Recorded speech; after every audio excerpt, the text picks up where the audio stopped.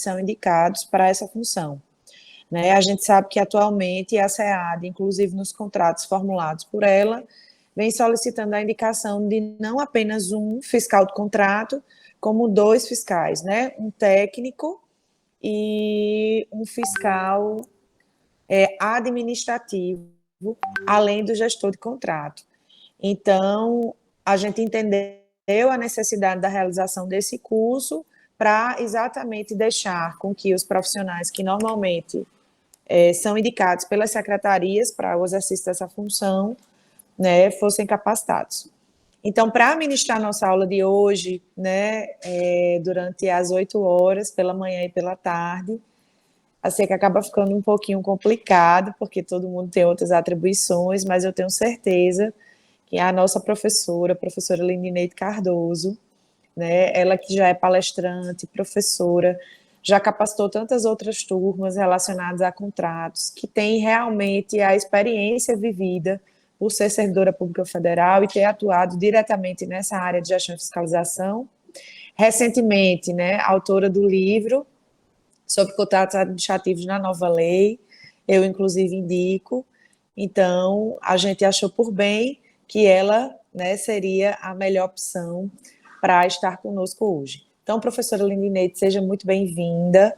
Estaremos todos atentos à sua aula. Queria pedir, pessoal, que quem pudesse, né, quem não tivesse na repartição, eu mesmo estou usando o meu celular, porque os computadores daqui, Lindy, não têm disponibilização de câmera e microfone, né, os computadores da repartição.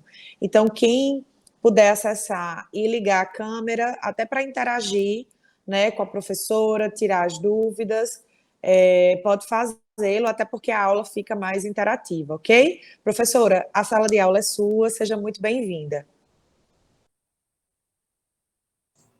Obrigada, doutora Ana Priscila. Bom dia a todos, sejam todos e todas muito bem-vindos, muito bem-vindas. Vamos lá, né? Já que vocês têm aí essa dificuldade com a câmera, né? Talvez vocês estejam no órgão e até mesmo com o áudio, eu já ativei aqui o chat, já coloquei, vamos lá no chat, fiquem à vontade para dirimir todas as suas dúvidas. O momento é esse, né? A doutora Ana Priscila já fez aí uma breve apresentação. Eu gostaria de dizer para vocês que o objetivo dessas 8 horas não é só trazer conhecimento, mas é trocar também com vocês. Eu preciso que vocês me tragam as suas dúvidas, posso até dizer as suas dores, né? Quais são as suas dificuldades, porque eu sei que nós estamos vivendo aí um momento de muitos desafios, né? Principalmente ligados aí à fase da execução contratual. Muita mudança, e essas mudanças trazidas com a nova lei de licitações e contratos afetam sobremaneira os municípios, né? E mesmo João Pessoa sendo um grande município, Ana Priscila já deu aí já me trouxe uma noção quando ela fala aí sobre gestor de contratos, fiscal administrativo e fiscal técnico. Eu já passo a ter uma noção mais ou menos da estrutura de vocês. Que bom, né, que isso acontece. Que bom que a partir de agora vocês estão se organizando assim. Mas eu vou trazer várias reflexões, né? A primeira delas, será que para todos os contratos nós precisamos mesmo de um fiscal técnico, um fiscal administrativo? O decreto traz também o decreto 11.246, que é o decreto federal, e alguns decretos estaduais trazem também a figura do fiscal setorial e do gestor do contrato, né? E outras reflexões. O que eu preparei para vocês?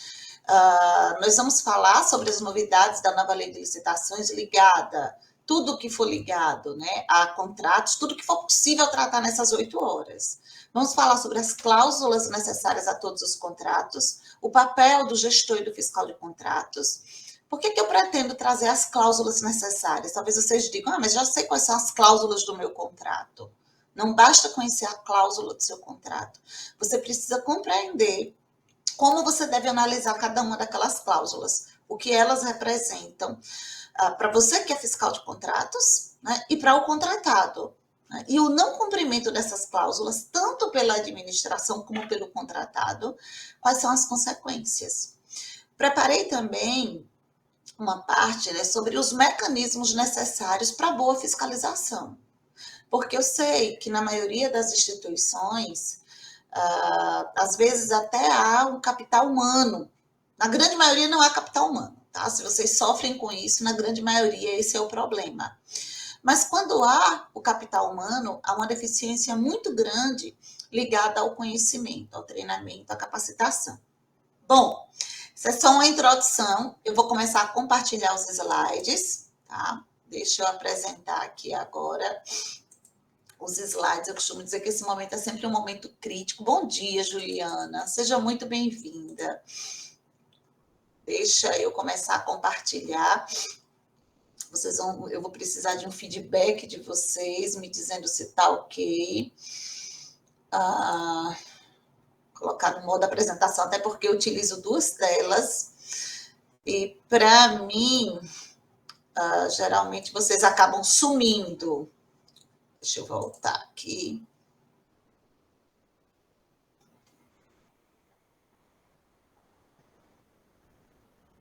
Ok, pessoal, compartilhamento. Ana Priscila, doutora Ana Priscila, por favor. Amiga, tira doutora. Tá aparecendo ainda sem modo apresentação. A gente vê bem, tranquilamente, mas ainda está aparecendo uma sequenciazinha. Não está aparecendo o modo apresentação? Não, está só aparecendo os slides, está aparecendo os slides grandes e ao lado, ao redor, né, a sequenciazinha. Então deixa eu alterar, porque eu uso duas telas, pessoal. Eu tenho que alterar aqui a tela. Geralmente eu uso duas telas, você já bem está vendo a minha tela. Aí eu tenho que alterar aqui a forma de exibição.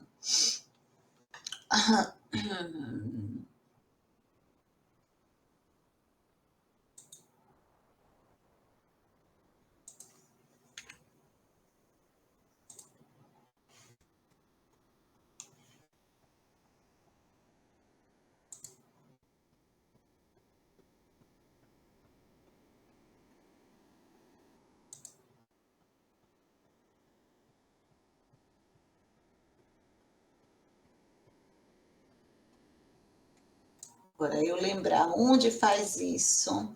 Aqui, acho que é aqui, a apresentação de slides.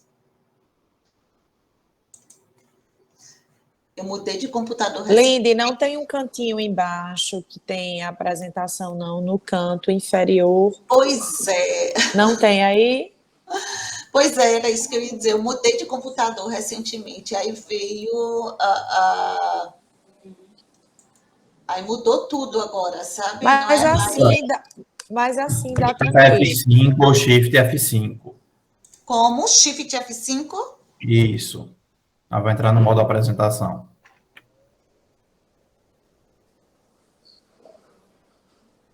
Entrou, mas eu não troquei a tela. Eu gostaria de trocar a tela. Para trocar a tela, aí é no Meet. Quando você for compartilhar a tela pelo Meet. Acho que trocou agora. Trocou? Não. Não. Faça o seguinte, você cancela a apresentação pelo Meet e quando for selecionar a tela do Meet, você seleciona a tela da apresentação. Interessante, porque no Zoom, eu uso muito mais o Zoom é totalmente diferente. Então, eu já inicio a apresentação. Se você tivesse aqui, eu teria pedido para a Alex ir até a ilha auxiliar, a Alexandra, que auxilia a gente em tudo, que ele é nosso TI.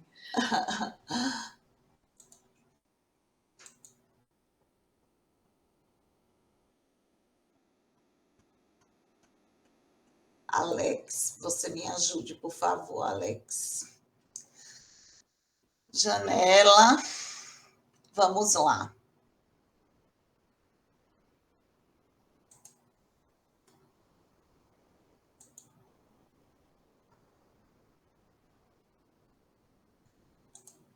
Acho que agora vai dar certo. Deu certo? Deu certo, perfeito. Maravilha. O único problema, o Meet que o Meet tem, eu vou até entrar na sala novamente, é porque eu não consigo ver, nem ver chat, nem ver vocês, eu não consigo ver nada, né? O Meet tem isso, né? Deixa Deixa eu ocultar isso aqui. Mas eu dei aula virtual pelo Zoom um dia desses, e quando eu colocava em modo apresentação, eu também não conseguia visualizar a sala. Eu precisei acessar por 2 lugares diferentes para Diferentes, né? ficar. Mas eu já tenho a gestão de riscos aqui, eu já vou entrar, já tenho outro computador aqui do lado. Eu já vou entrar, amiga, só porque eu realmente preciso ver a sala. Preciso, ainda que vocês... Quero ver o chat, quero ver o que vocês estão comentando, né? Porque eu espero que vocês comentem, eu espero que vocês tragam as situações de vocês. Então, eu vou entrar... Deixa eu só tirar o microfone aqui desse... O som desse... Pronto, negar acesso, participar. Vocês vão perceber que eu vou entrar novamente. Ok. E é através desse aqui que eu vou ficar vendo o chat. Tá bom? Vamos lá agora, né? Agora deu certo. Bom, tá aí, né? Começando esse curso para ser mãe de João Pessoa. Me apresentar para vocês a minha querida amiga, como ela já me chamou de amiga, né? Ana Priscila. Me fez esse convite para ministrar esse curso para vocês. E para mim é uma honra muito grande. Para quem não me conhece, eu sou Lindineide Cardoso, sou servidora pública de carreira, sou servidora federal do Judiciário Eleitoral. Já fui empregada pública, estou no serviço público há mais de 25 anos, sou graduada em Direito, sou advogada também. Atuo com licitações e contratos há muito tempo, realmente me especializei na fase de execução contratual, não só na teoria, como a doutora Ana Priscila falou, também na prática. Na prática, o meu dia a dia é com gestão de contratos. Então, não tenho receio. Nada do que vocês me disserem eu vou estranhar, tá bom? Sou membro do Instituto de Direito Administrativo de Alagoas, muito carinho por meu Instituto de Direito Administrativo. Sou membro da Rede Governança Brasil. Sou professora da pós-graduação de Licitações e Contratos do SESMAC, do Centro de Estudos de Direitos, que é o SESMAC, aqui em Alagoas, da pós em Direito Municipal, da pós-graduação em Licitações e Contratos, sou instrutora, palestrante. Como a Ana Priscila falou, né, a mais nova novidade é esse livro, Contratos Administrativos na Nova Lei de Licitações e Contratos, Teoria e Prática. É um livro feito para gestor e fiscal de contratos. Tá? Eu trago tudo que a nova lei de licitações traz, mas sobre o enfoque de quem vai colocar em prática. Como colocar em prática essa novidade? Como colocar em prática algo que talvez o legislador sequer tenha pensado nas situações práticas, né? Como que a nova lei melhora e como até piora a nossa vida em alguns aspectos. Deixo aí o QR Code. Quem adquirir esse livro até amanhã, até o dia 31, é amanhã, eu tô perdida, viu, gente? Me desculpe. Até o dia 31 de agosto e utilizar o cupom de desconto Contratos Administrativos, sobre o valor do site ainda tem R$ 15 de desconto, tá? Nós conseguimos essa promoção e o frete é grátis. Editora Juspódio, vocês vão ver que tem várias promoções lá. Bom, começando, né? Nós sempre pensamos que a grama do vizinho é mais verde.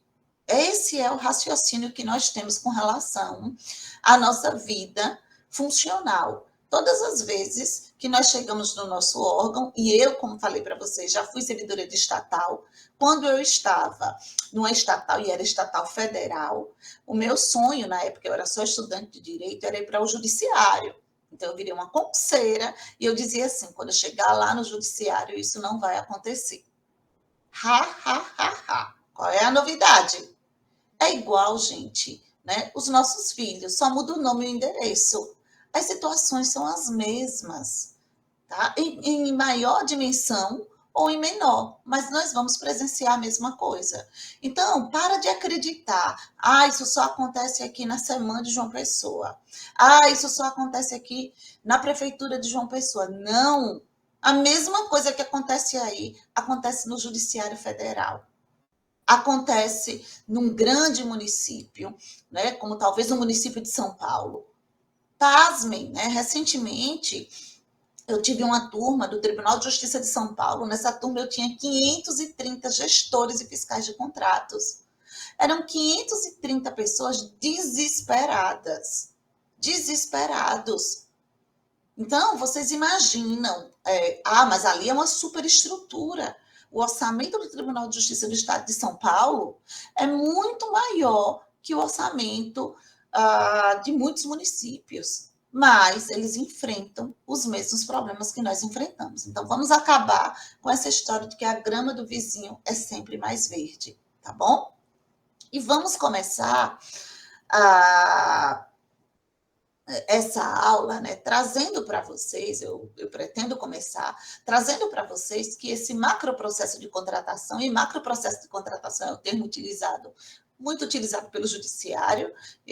No caso de vocês vão sempre ouvir falar em metaprocesso de contratação ou macro são a mesma coisa, tá bom? Mas todo esse processo de contratação é uma atividade crítica para toda a administração pública.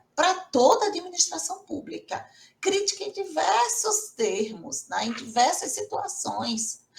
Crítica seja porque não há implantação da governança das contratações. Crítica porque não há a cultura do planejamento. Se eu relacionar aqui essa criticidade, vocês vão compreender perfeitamente, porque eu tenho certeza que a minha realidade e a sua realidade é praticamente a mesma. O fato, pessoal, é que eu coloco aqui para vocês o enunciado 20 do primeiro simpósio de licitações e contratos do CJF, que aconteceu o ano passado. Esse enunciado 20, ele traz a reflexão do caput do artigo 169 da nova Lei de Licitações e Contratos, colocando em forma de uma jurisprudência como um direcionamento para todo o Judiciário Federal. Mas que, como eu dizia recentemente no segundo simpósio de licitações e contratos do CJF, esses enunciados ultrapassaram os muros da Justiça Federal e virou referência para toda a administração pública. Então, o enunciado 20 diz que as contratações públicas submetem-se às práticas contínuas e permanentes. Práticas contínuas e permanentes de gestão de riscos e de controles internos, que estão previstos na Lei 14.133, que devem ser implementadas, tais práticas, em todo o metaprocesso de contratação, não se limitando à atuação de uma estrutura de controle interno.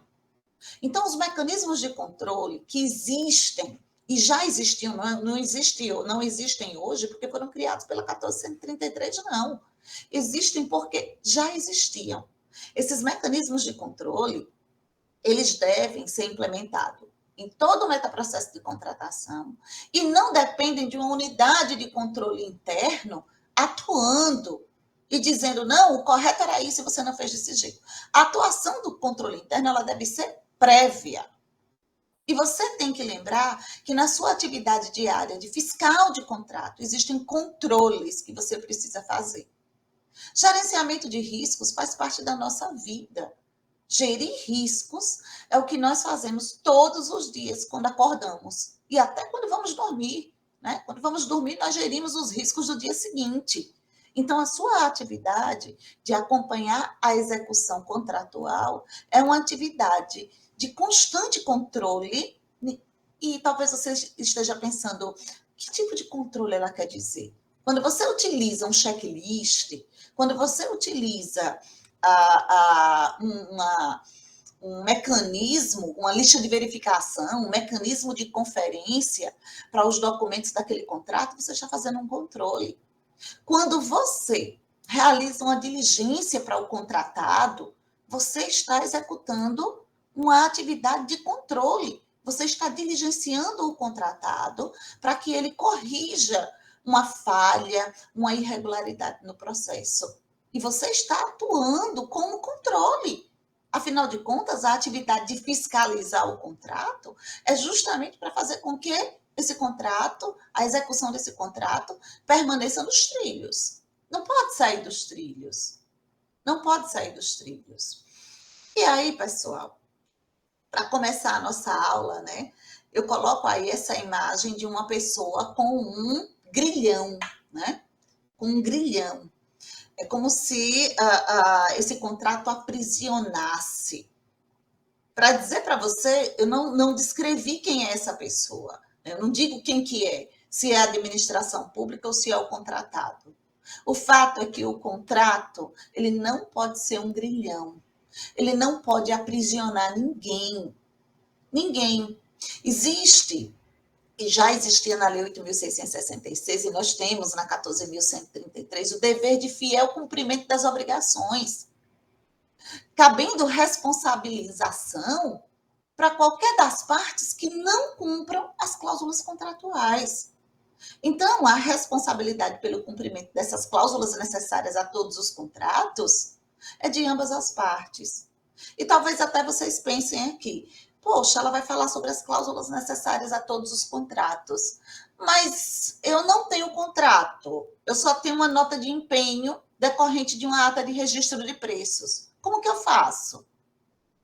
A nota de empenho, a ordem de execução de serviço, a ordem de fornecimento, todos esses instrumentos são o que a lei chama de instrumentos equivalentes a contrato.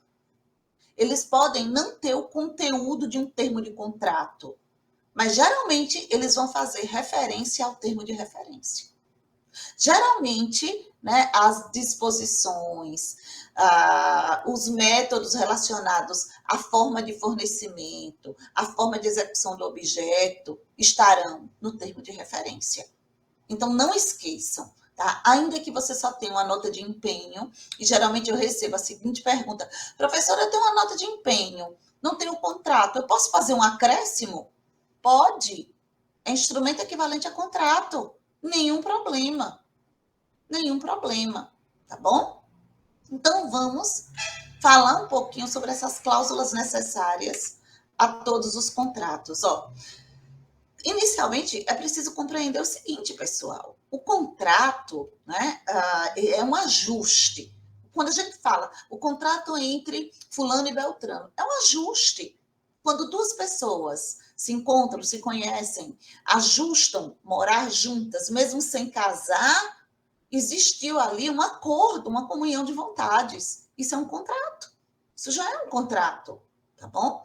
Se a gente pegar aí a parte histórica dos contratos, né, nós vamos chegar lá nos romanos, e os romanos tinham formalidades para celebrar o contrato. Talvez até o contrato não fosse efetivamente escrito em algumas situações, mas eles ditavam formalidades, né? Mais à frente, Justiniano, e outros povos, né, com a Idade Média, principalmente quando começa a troca, né, e aí começam a se acunhar as moedas, daí, mais ou menos, o surgimento do termo de contrato, tá bom?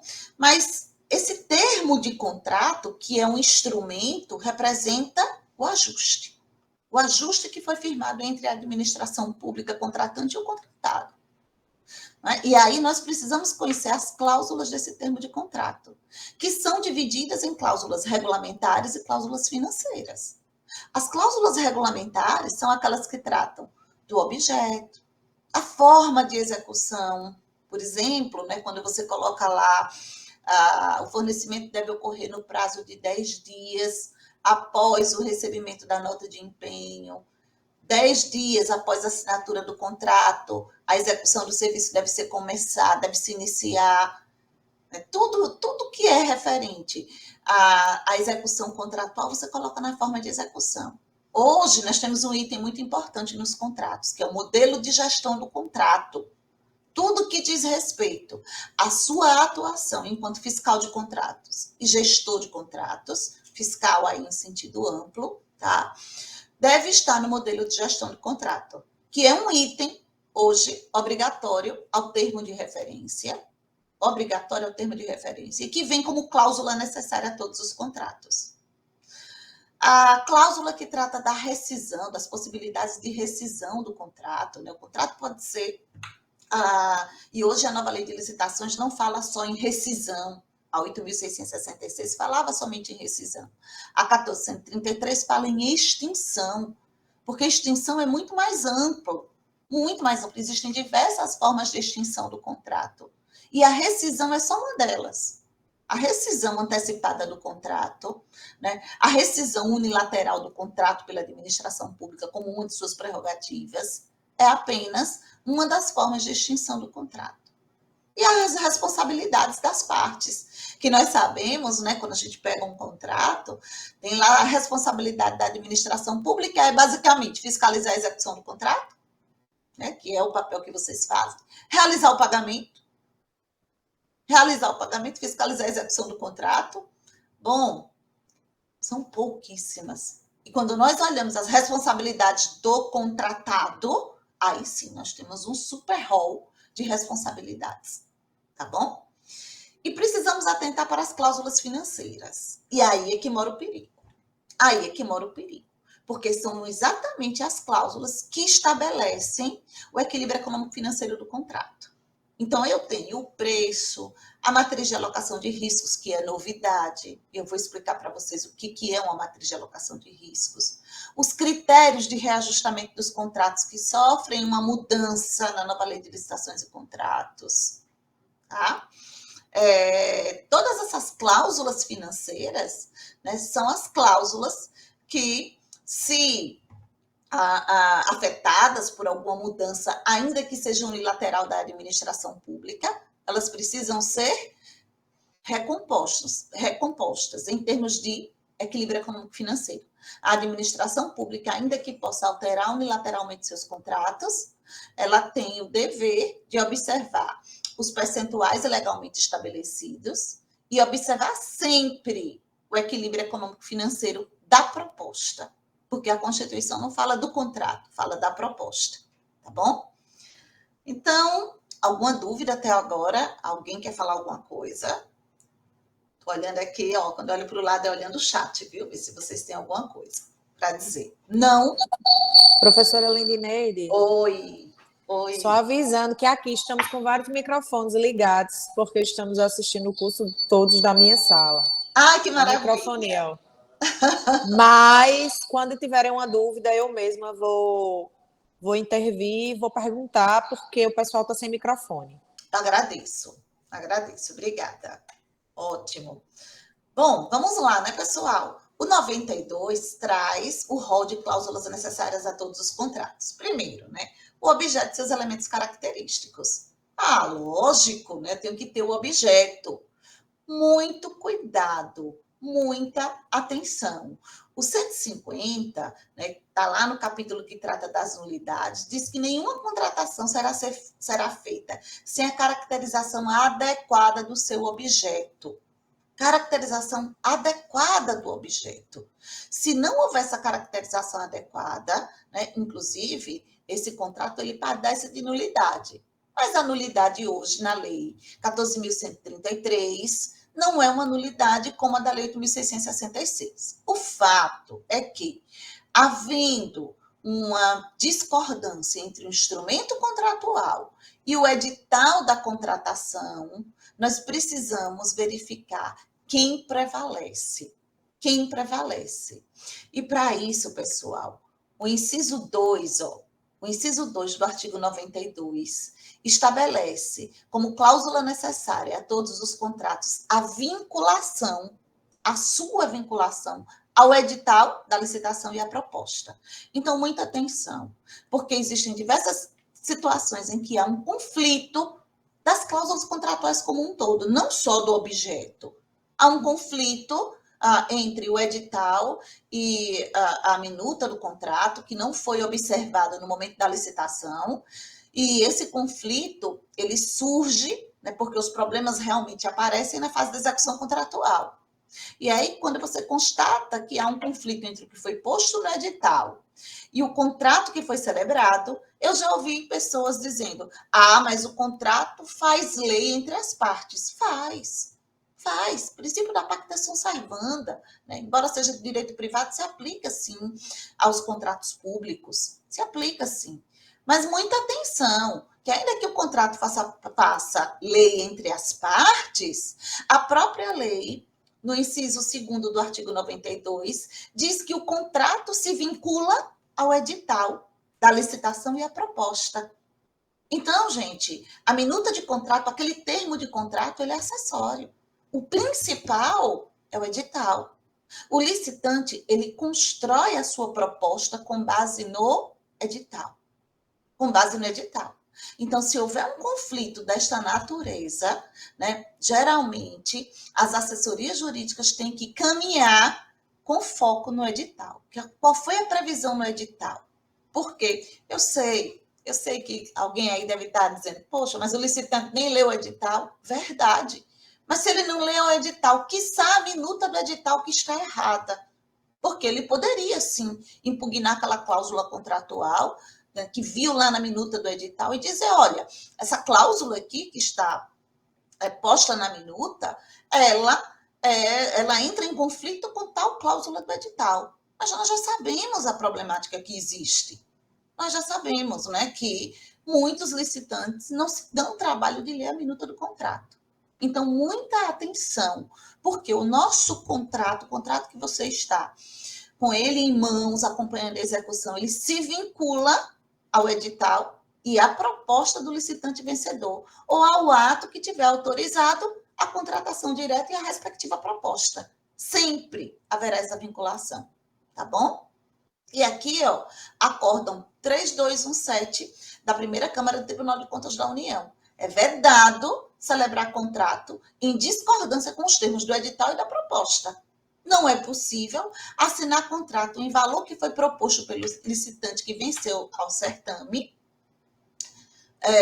como também não é permitido assinar termo aditivo sem considerar o desconto proposto pelo contratado. Não é possível celebrar um termo aditivo. Se no início isso é muito comum em obras, em que há apuração do desconto total que foi dado, e quando há um termo aditivo, esse desconto caminha também para o termo aditivo, tá bom? Aqui faltou uma proposta, viu? Seria, ou uma proposta, faltou uma palavra. Não é possível, por exemplo, assinar contrato em valor diferente, tá? Ao que foi proposto pelo licitante que venceu o certame, em valor diferente, tá? Depois eu vou corrigir no material e reenvio para vocês novamente, porque vocês nem têm um trabalho, mas é em valor diferente ao que foi proposto. Também são necessários em todos os contratos o regime de execução ou a forma de fornecimento. Atenção!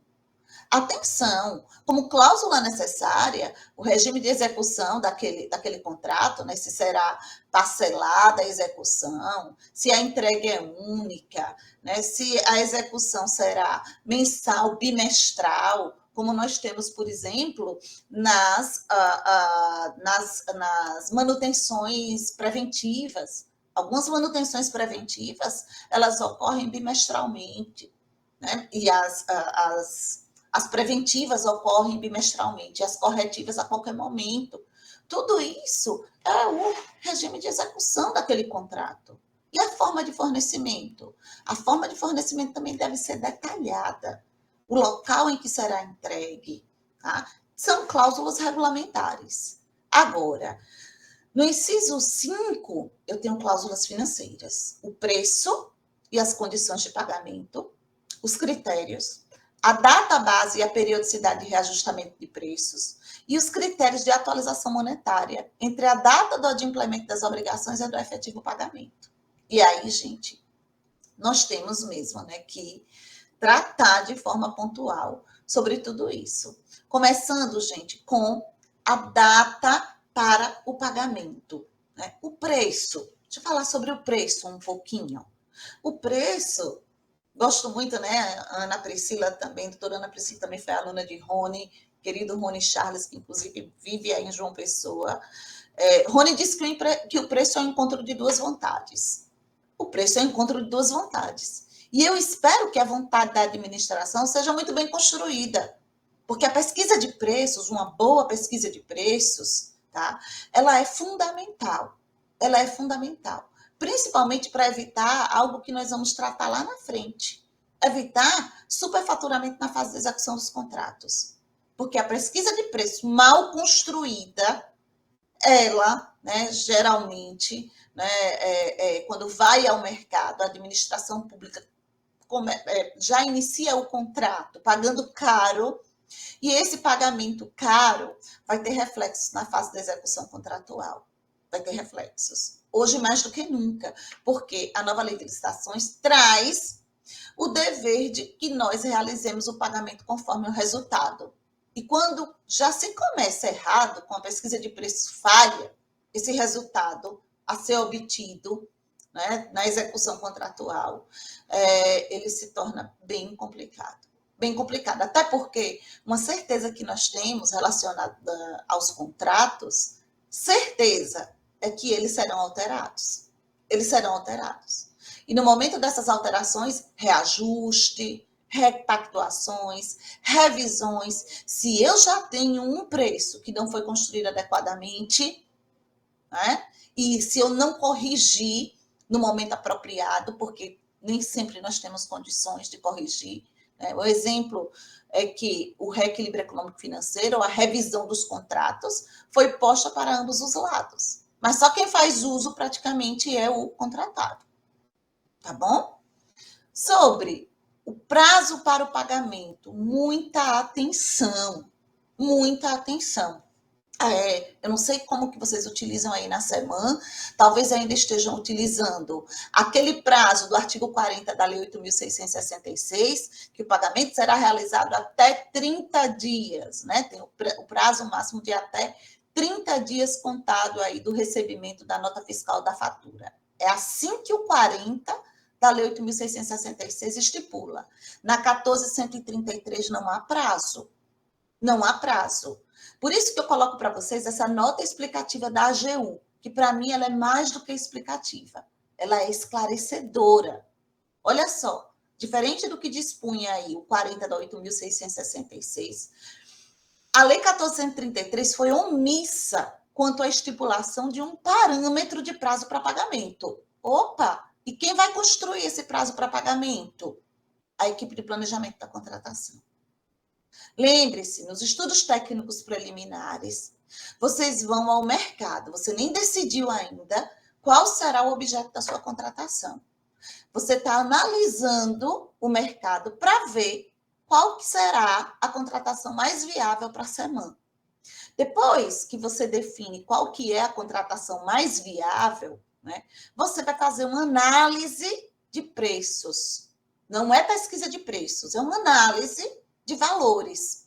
Quando você fizer essa análise de valores no seu estudo técnico preliminar, você vai descobrir como o mercado se comporta. Você vai descobrir o preço desse material, né, a unidade no mercado custa R$80. Mas a forma de pagamento, que eu vou conseguir R$80, o mercado diz que é à vista. E talvez, se eu colocar um prazo de 30 dias, o mercado não consiga me entregar e eu afaste os potenciais fornecedores. Então, isso é uma construção que deve ser feita em sede de estudo técnico preliminar. Por isso que a AGU coloca, competirá a entidade contratante em cada caso concreto, à luz das especificidades do mercado, do objeto da contratação, da demanda e das características do contrato a ser firmado, definir o prazo mais adequado para pagamento. Vale ressaltar que a definição do prazo de pagamento deve ser objeto de adequada reflexão, já que o quanto definido neste âmbito tem o potencial de influir na equação econômico-financeira do contrato. Porque quanto maior o prazo para pagamento, maior o custo financeiro a ser suportado pelo contratado, com reflexos na economicidade do contrato e no rol de potenciais interessados, em especial aqueles que não possuem capital de giro ou fluxo de caixa para suportar uma espera de 30 dias. Atualmente, pessoal, a administração pública federal tem trabalhado com prazo máximo de 10 dias. De até 10 dias. Contado do recebimento da nota fiscal da fatura, não é do momento que ele entregou a nota fiscal ou fatura, não. É o recebimento definitivo.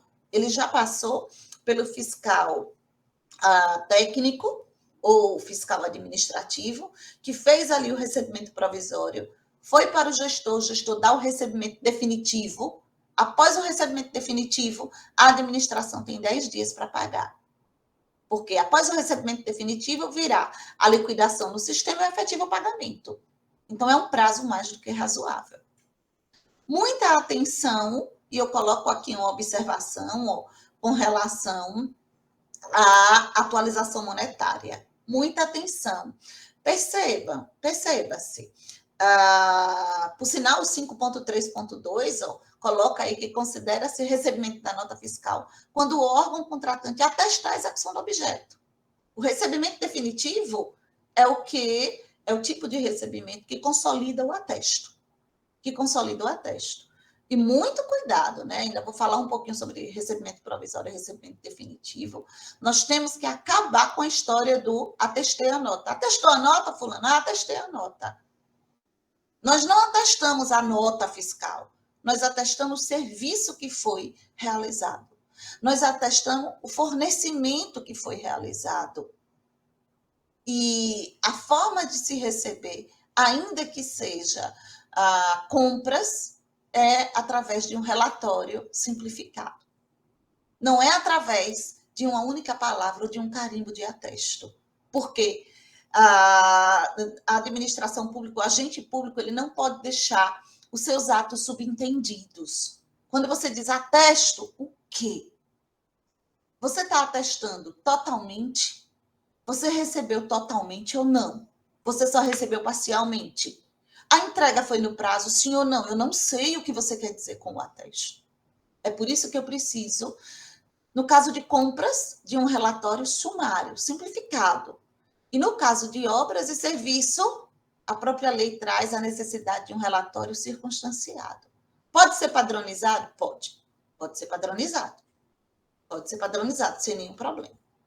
E aqui ainda, nessa cláusula que eu retirei das minutas da AGU, no caso de atraso pelo contratante, atraso no pagamento pelo contratante, os valores devidos ao contratado serão atualizados monetariamente entre o termo final do prazo para pagamento até a data da sua efetiva realização.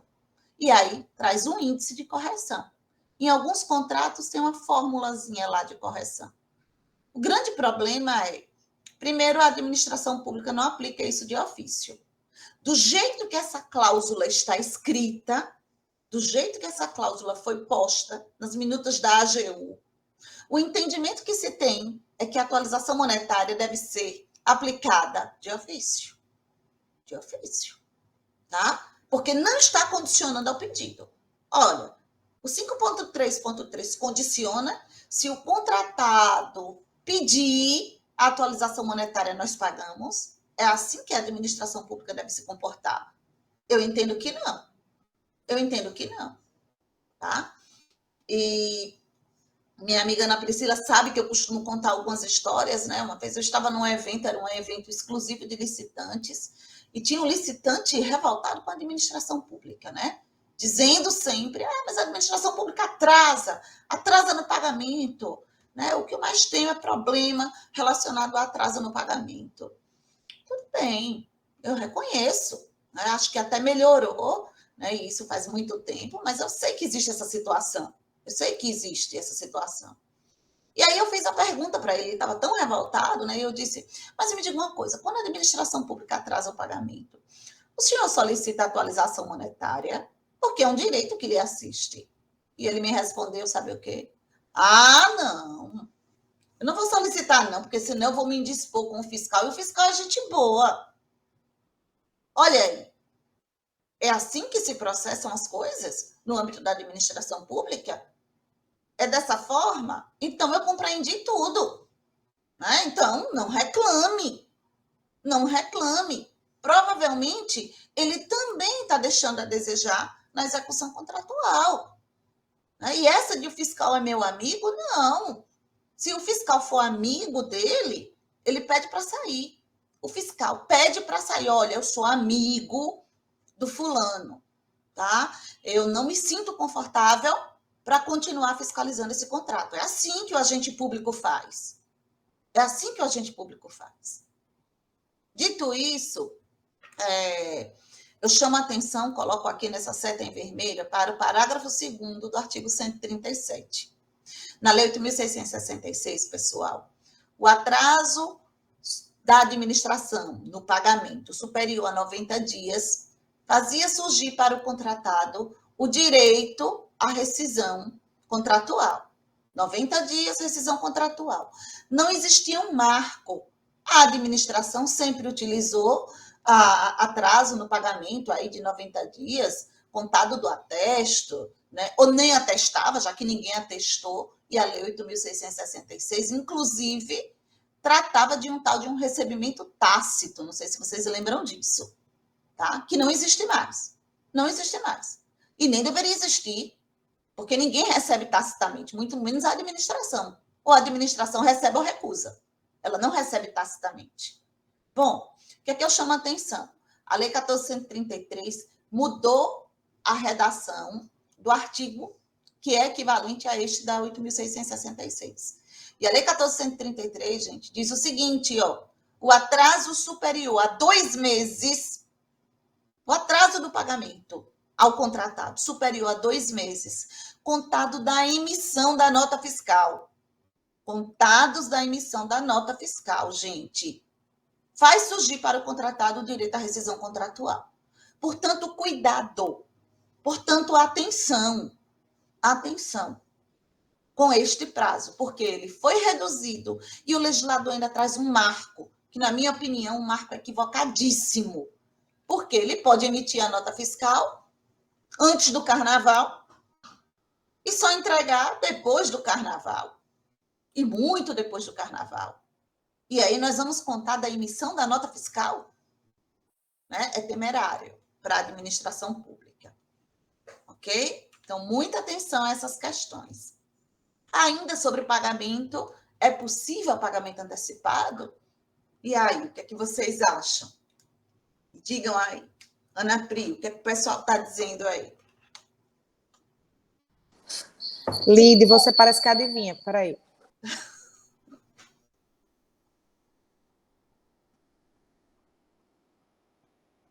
Peraí, que estão desligando para não dar microfonia aqui.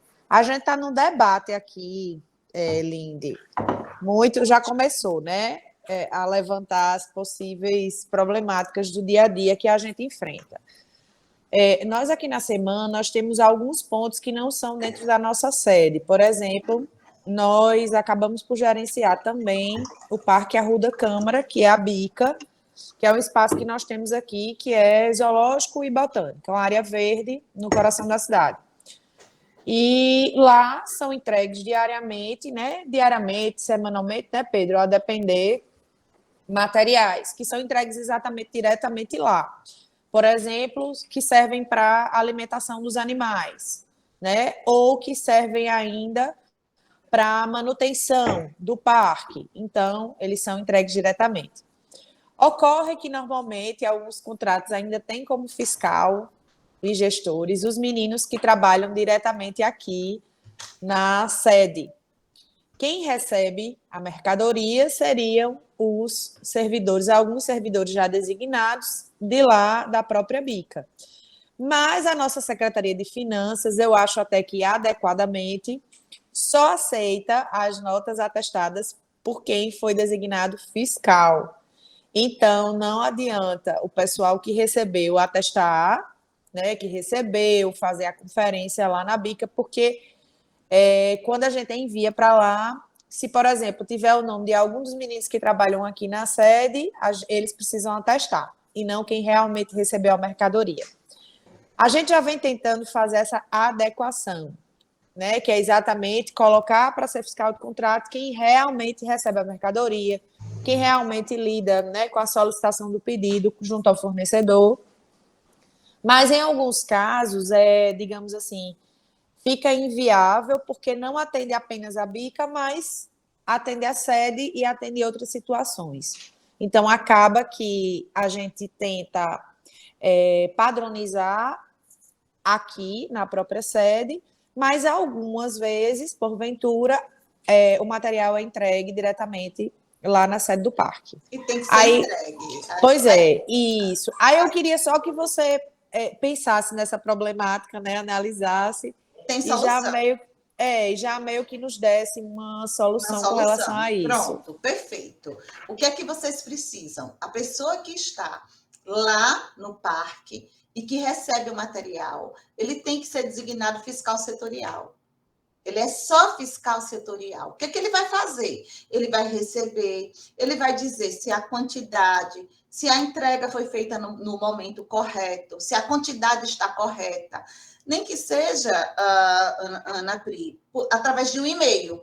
Você vai determinar qual é a data do mês que ele tem, por exemplo, até o dia 25 do mês, ele tem para dizer se o fornecimento foi realizado adequadamente. Ele vai mandar um e-mail e vai dizer: os meninos aí, o pessoal, o seu pessoal, continua fiscal do contrato, ele continua recebendo a nota fiscal, ele continua dando o atesto naquela nota fiscal, mas ele só dá esse atesto após o fiscal setorial dizer que recebeu, e quando ele diz que recebeu, ele está dizendo que os níveis de quantidade, qualidade, tempo e modo foram cumpridos. Porque quem está lá é que tem que dizer que recebeu satisfatoriamente. E quem está aí vai fazer o quê? Vai pegar aquela nota fiscal, vai dar o recebimento definitivo com base naquelas informações e vai enviar para pagamento. E aí o que é que vai acontecer? Está todo mundo protegido. Porque quem recebe lá é que tem que conferir. Não faz sentido, primeiro, quem está aí receber definitivamente ou atestar e mandar para pagamento porque ele não viu a entrega. Então, isso aí não é prudente para ele. Tá certo? É uma responsabilidade muito grande e ele não viu a entrega. E, por outro lado, quem está lá está muito confortável, porque ele nem se preocupa em conferir, porque não está na zona de responsabilidade dele. Então, a solução seria uma portaria, um ato, designando quem está recebendo lá fiscal setorial. Só isso. E nessa mesma portaria, vocês colocariam quais são as responsabilidades dele. Responsabilidade de receber o material dos contratos tais, tais e tais, e informar ao fiscal administrativo, talvez ele seja um fiscal administrativo só, ou gestor do contrato, ele pode ser gestor do contrato. A pessoa que está aí na semana, ela pode ser gestor do contrato, informar o gestor do contrato até o dia tal o recebimento. E o gestor continua recebendo a nota fiscal, né, fazendo ali o ateste daquela nota fiscal, mas com base na informação do fiscal setorial. Sem a informação do fiscal setorial, ele não faz. Tá bom? Mas nós ainda vamos falar sobre isso. Perfeito, amiga. Ainda temos mais para trazer aí sobre isso, viu? Ótimo. E aí vem, gente, a questão do pagamento antecipado, se é possível. Muito cuidado, muita atenção a essa questão relacionada ao pagamento antecipado. No momento pandêmico, né, nós tivemos ali a Lei 13.979, que foi uma lei de contratação, justamente para aquele momento, porque foi um momento em que as nossas leis de licitações e contratos, tanto a Lei 8.666 como a 13.303, não se prestavam à aplicação à urgência, né, que o momento exigia, então veio a 13.979, e a 13.979 trouxe possibilidade de pagamento antecipado. Do contrário, nós não teríamos conseguido adquirir respiradores e outros equipamentos médicos. E, na verdade, né, nada que não já existisse no Brasil, porque nós tínhamos uma orientação normativa da AGU de 2011, que já trazia as condições para a administração pública contratar e pagar antecipadamente. Essa é a regra? Não, gente. É uma situação excepcional. O bom é que o legislador agora trouxe essa excepcionalidade para o bojo da Lei 14.133. Então, até porque depois que nós saímos daquele estado pandêmico, né, que houve mesmo a normalidade das coisas, que a Lei 13.979 perdeu mesmo a sua vigência, nós ficamos meio que desmuniciados para adquirir alguns bens através de pagamento antecipado. Embora, no âmbito federal, nós tivéssemos uma orientação normativa da AGU. Mas mesmo tendo essa orientação normativa da AGU, sempre houve, mesmo no âmbito federal, muito receio em utilizar as orientações normativas da AGU. Principalmente o legislativo e o judiciário, vou utilizar algo que é do executivo, né? Sempre houve esse meio que choque aí de poderes. O fato que a 1433, no 145, traz como regra que não é permitido o pagamento antecipado, parcial ou total, relativo a parcelas contratuais vinculadas ao fornecimento de bens, à execução de obras ou à prestação de serviço. Se o serviço não foi prestado, ele não será pago. Agora, se o serviço foi prestado, ele deve ser pago. Serviço prestado, pagamento realizado. Essa é a regra. E talvez vocês pensem aí, me perguntem, Lindineide, mas quando há uma irregularidade fiscal da contratada, ela não tem o dever de manutenção das condições iniciais da contratação? E eu tenho situações aqui nos meus contratos em que a empresa está irregular perante a Receita Federal e eu não realizei o pagamento. Opa, pera lá. Acórdão 964 de 2012 do Tribunal de Contas da União. Plenário do Tribunal de Contas da União, tá? A ausência de regularidade fiscal pode dar ensejo à punição da empresa. A punição, ela pode ser punida, porque ela tem o dever de ter regularidade fiscal e manter a sua regularidade fiscal. Pode ensejar a rescisão unilateral do contrato, mas não dá ensejo a retenção do pagamento. Muita atenção. Hoje, na Lei 14.133, nós temos algumas disposições que tratam sobre condicionar o pagamento, sobre pagamento diretamente ao terceirizado, de verbas trabalhistas. Mas quando o contratado realiza um serviço, eu não tenho dedicação exclusiva de mão de obra, eu só tenho um serviço. Ele realizou o serviço. E eu percebo no momento do pagamento que ele tem uma irregularidade fiscal e digo que não vou pagar, isso é prejudicial. Isso é muito prejudicial ao contratado, tá bom? Pode sim sancioná-lo, adverti-lo. Por exemplo, se ele está irregular perante a Receita Federal, comunicar à Receita Federal o valor que ele recebeu, o valor que a SEMAN pagou para ele, isso tudo pode ser feito. Mas reter o pagamento, não. E a antecipação do pagamento? Vocês vão perceber que aquele material só será adquirido mediante pagamento antecipado em sede também de estudo técnico preliminar, na fase do planejamento. Vocês vão perceber. Bom, é condição indispensável para a obtenção do bem. Eu só adquiro se eu pagar antecipado. Então, não vai adquirir? Adquire sim, com base no 145 da Lei 14.133. Você vai perceber também que o pagamento antecipado vai proporcionar sensível economia de recursos para a administração pública. E nesse caso aqui, você vai demonstrar por A mais B qual a economia gerada com o pagamento antecipado, tá? E aí, nessa situação, você está justificando. Então, coloca a justificativa prévia quando o seu edital sai, quando o seu edital vai para o mercado, quando o seu aviso de contratação direta sai, ele já sai informando que haverá o pagamento antecipado. Então, o pagamento antecipado é possível. É possível, depende do trabalho em sede aí de estudo técnico preliminar, tá bom? Para acabar aí com a crença, e geralmente quando eu faço a pergunta nas turmas, Ana Priscila e pessoal, pagamento antecipado é possível? Não, não pode pagar antecipado. Olha lá, muita atenção. Na administração pública federal nós temos outra situação. Como o nosso recurso é anual, e nós não temos recurso próprio, né? O nosso recurso ele é descentralizado. E desde 2016, entre 2016 e 2017, houve uma mudança no orçamento federal. Os restos a pagar agora impactam o orçamento do exercício e não o orçamento anterior.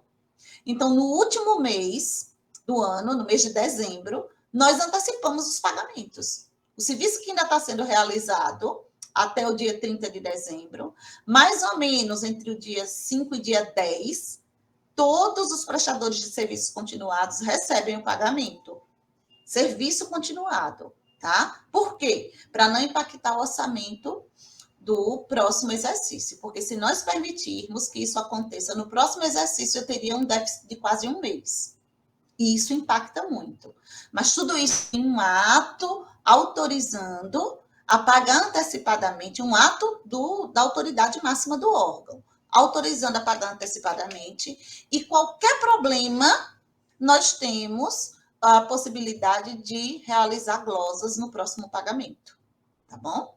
Então, são as situações de pagamento antecipado, para que vocês não digam, não pode pagar antecipadamente, não. Espera lá, que tudo hoje, olha, desde que nós vivemos aquele momento pandêmico, todas as situações em que vocês estiverem diante, pensem duas vezes. Porque tudo hoje é relacionado a licitações e contratos. Nós pensamos e repensamos. Acabou aquela história do não, eu já tenho. Vai ser não sempre. Não sempre, não.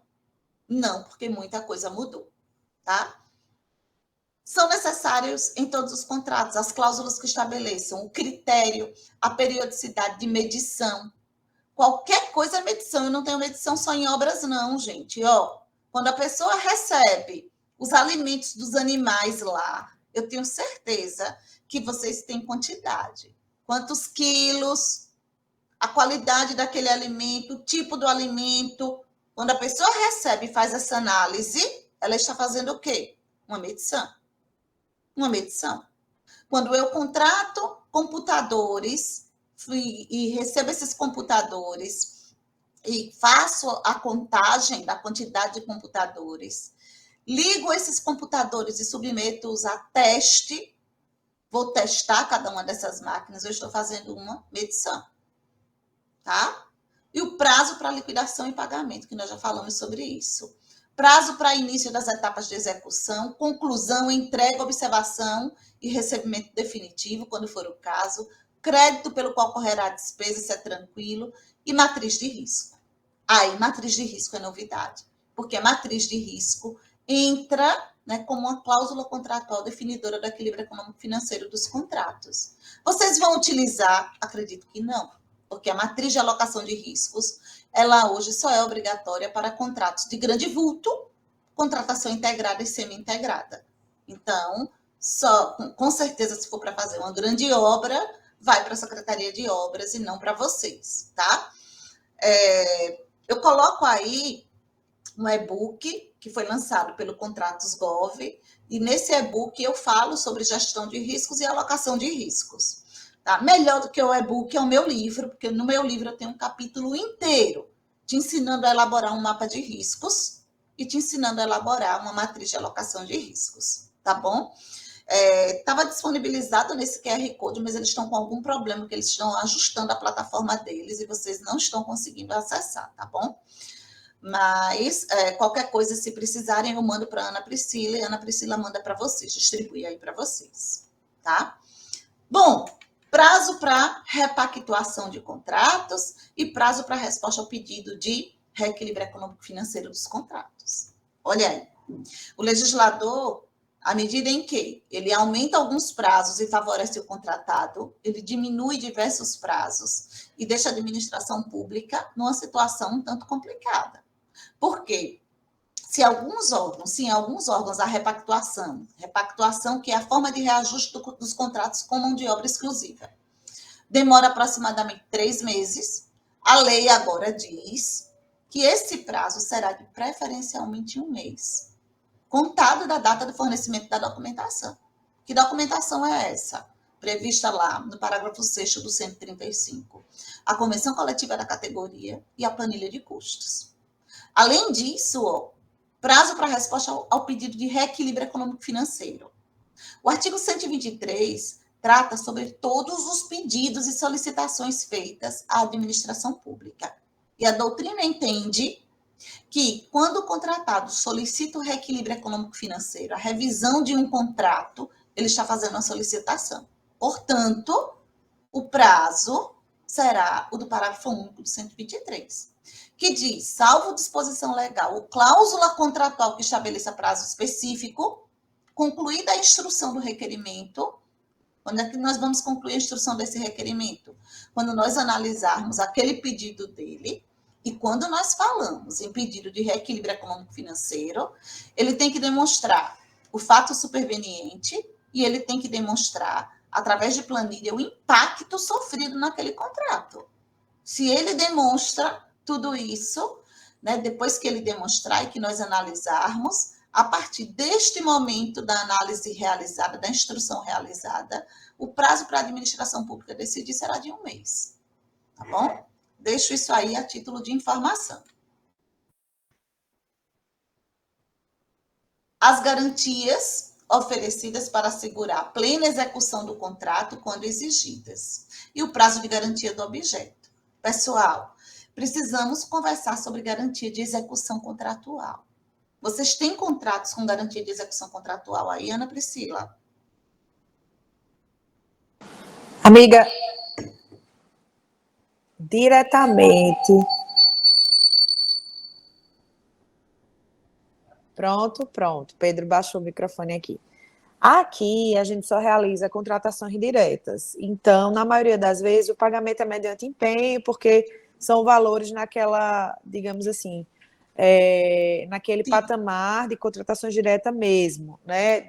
Por pequeno valor. Então, normalmente, a gente não usa muito, né? É mais mediante empenho mesmo, pronta entrega. Os grandes contratos, eles são formalizados junto à nossa central de compras. E lá, realmente, eles especificam, né, várias, digamos assim, cláusulas.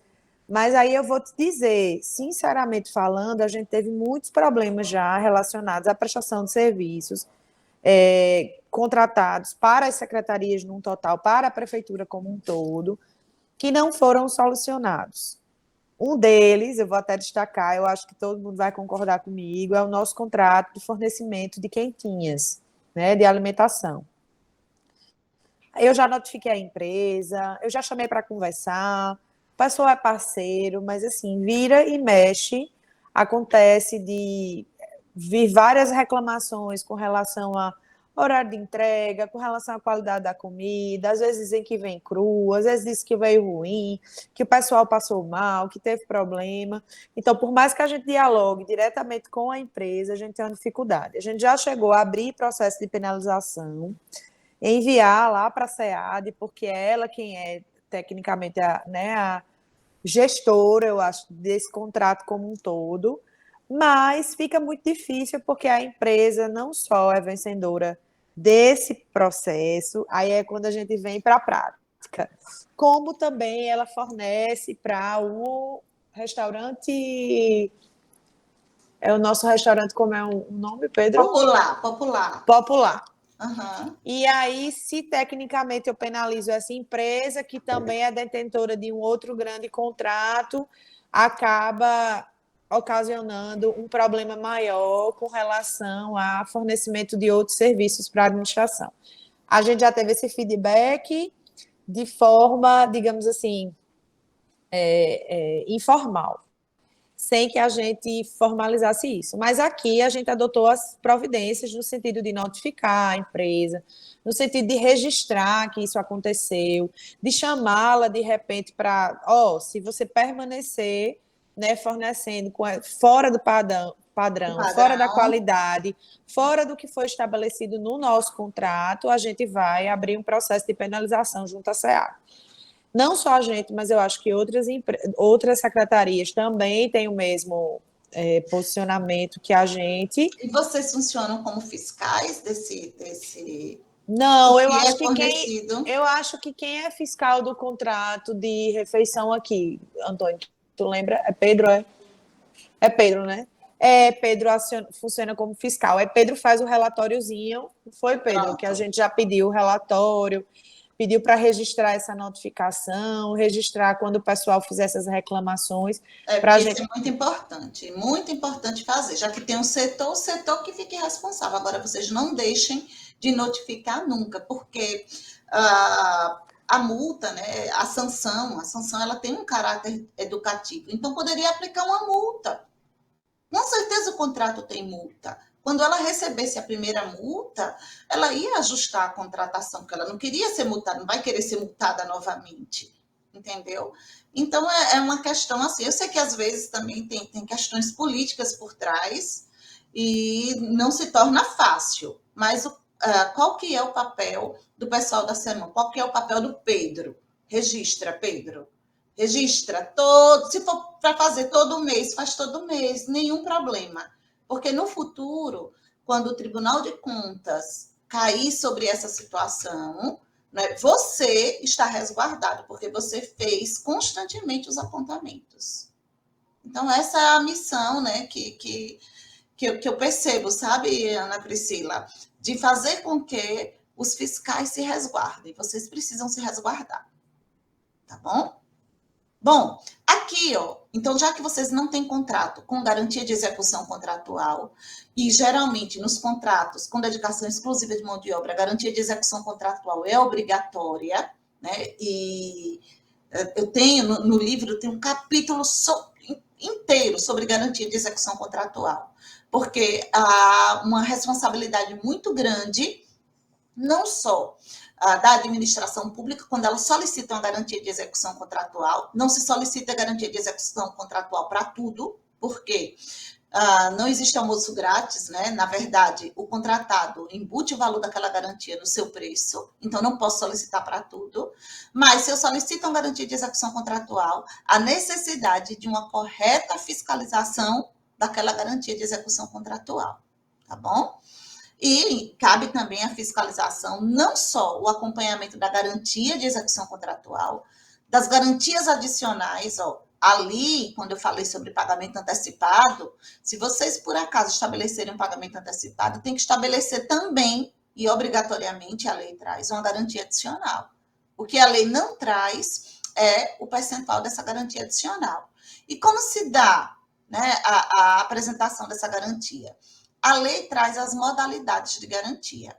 Quando eu falo em garantia adicional, garantia do objeto, garantia de execução contratual, garantia de participação em licitações, são tipos de garantias trazidos na lei.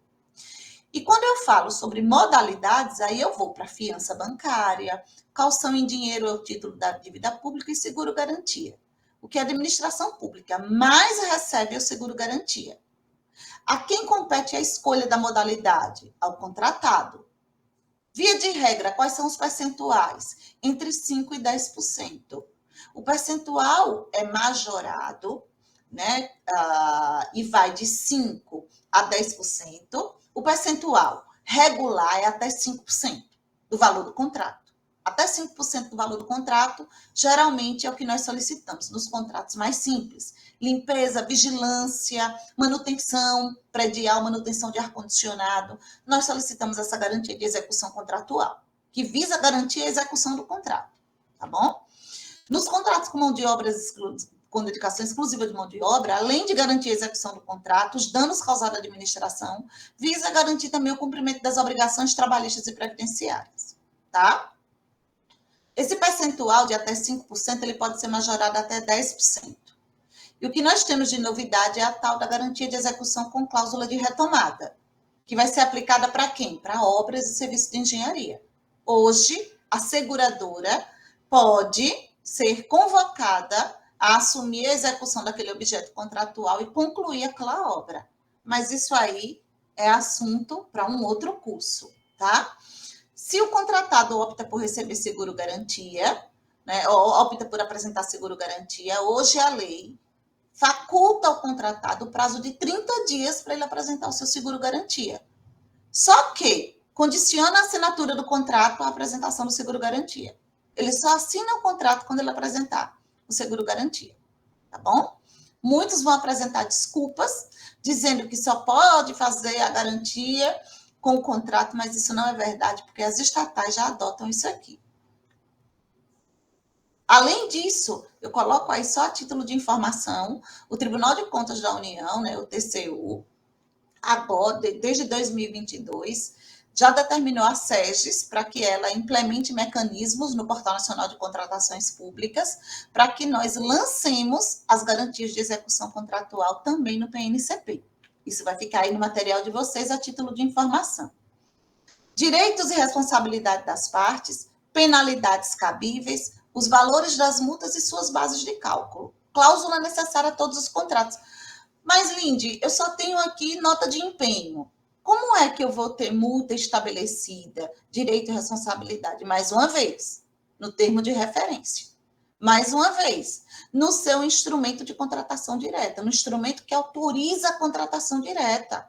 Naquele aviso de contratação direta, você coloca ali quais são as penalidades cabíveis. Porque você sabe que em determinadas situações é possível que aquele que se sagrou vencedor sequer retire o instrumento equivalente a contrato. E você fica enviando o empenho e ele não quer mais fornecer. Talvez porque ele mergulhou no preço. E existe penalidade cabível para isso. Para que vocês tenham uma ideia, o 155 da nova Lei de Licitações e Contratos traz o não recebimento do instrumento equivalente ao contrato, a não assinatura do contrato, como infração contratual a ser punida com impedimento de licitar e contratar. Impedimento de licitar e contratar, não é nem advertência, porque a gente não aplica advertência a quem não é contratado. Tá? Então, eu preciso construir esse aviso de contratação direta, já trazendo ali, trabalhando essas possibilidades. E se ele não retirar o instrumento? Vamos lá para a lei. Colocando aí qual vai ser a multa, a base de cálculo, tá? Tudo isso precisa ser pensado, porque, do contrário, vocês não vão conseguir sancionar corretamente, tá bom? E aí, gente, a obrigação do contratado cumprir reserva de cargos, né? Essa questão ligada aí à reserva de cargos diz respeito aos contratos com dedicação exclusiva de mão de obra, é uma função social da nova Lei de Licitações e Contratos, que traz aí o dever de, nos contratos com dedicação exclusiva de mão de obra, isso já vem da Lei 8.213, em que se traz ali um percentual ligado ao quantitativo da empresa. E nesses contratos, dependendo aí do quantitativo de empregados da empresa, por exemplo, até 200 empregados, salvo engano, ela tem que ter 2% de reabilitado da Previdência Social e de pessoas portadoras de necessidades especiais. 2%. Quem traz isso é uma lei, né, a Lei da Previdência Social. E o que eu queria deixar registrado para vocês é que no dia 8 de março saiu um decreto presidencial dizendo que nos contratos da administração, com mais de 25 pessoas, em que nós contratemos aí mais de 25 postos, nós devemos reservar uma cota de 8%, ou seja, a cada 25 pessoas, 2 pessoas devem ser mulheres vítimas de violência. Ontem mesmo eu conversava com uma colega, e isso é algo que não é de fácil implementação, porque depende de na verdade, da existência de uma parceria, um acordo com os órgãos que prestam assistência a essas mulheres vítimas de violência. Então, isso vai depender da administração pública realizar, né, esse tipo de convênio, acordo de cooperação, e aí vai, tá bom? Só a título de informação para vocês. Modelo de gestão do contrato. Bom, agora aqui sim. Oi, Ana Pri.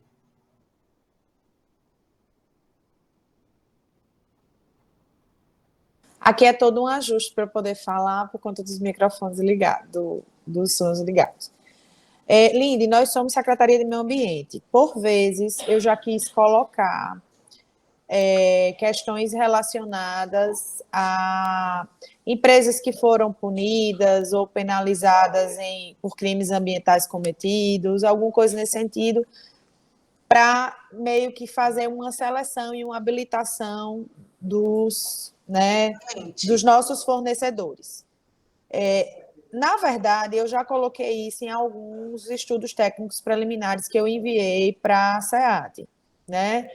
Bem, como é que eu posso dizer? Sutilmente. De uma forma bem Bem sutil, né? Porque, na verdade, como a gente não tem uma regulamentação, né, nesse sentido, por mais que o nosso objetivo seja esse, eu ainda fico receosa de colocar, né, tais restrições, que acaba sendo uma restrição mesmo, né, nas nossas seleções de fornecedores. Eu queria que você falasse sobre isso, né, desse uma puxadinha para saber de como a gente poderia fazer isso sem cometer nenhum tipo de irregularidade dentro do processo.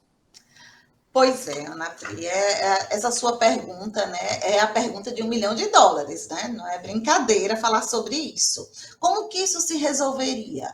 A lei traz um mecanismo, tá? Tá lá nos parágrafos 3º e 4º do artigo 88, que é o cadastro de ateste de cumprimento das obrigações. Então, esse tal de CACO, né, a gente fala muito no CACO, ninguém conseguiu implementar o tal do CACO até hoje. O CACO não foi implementado.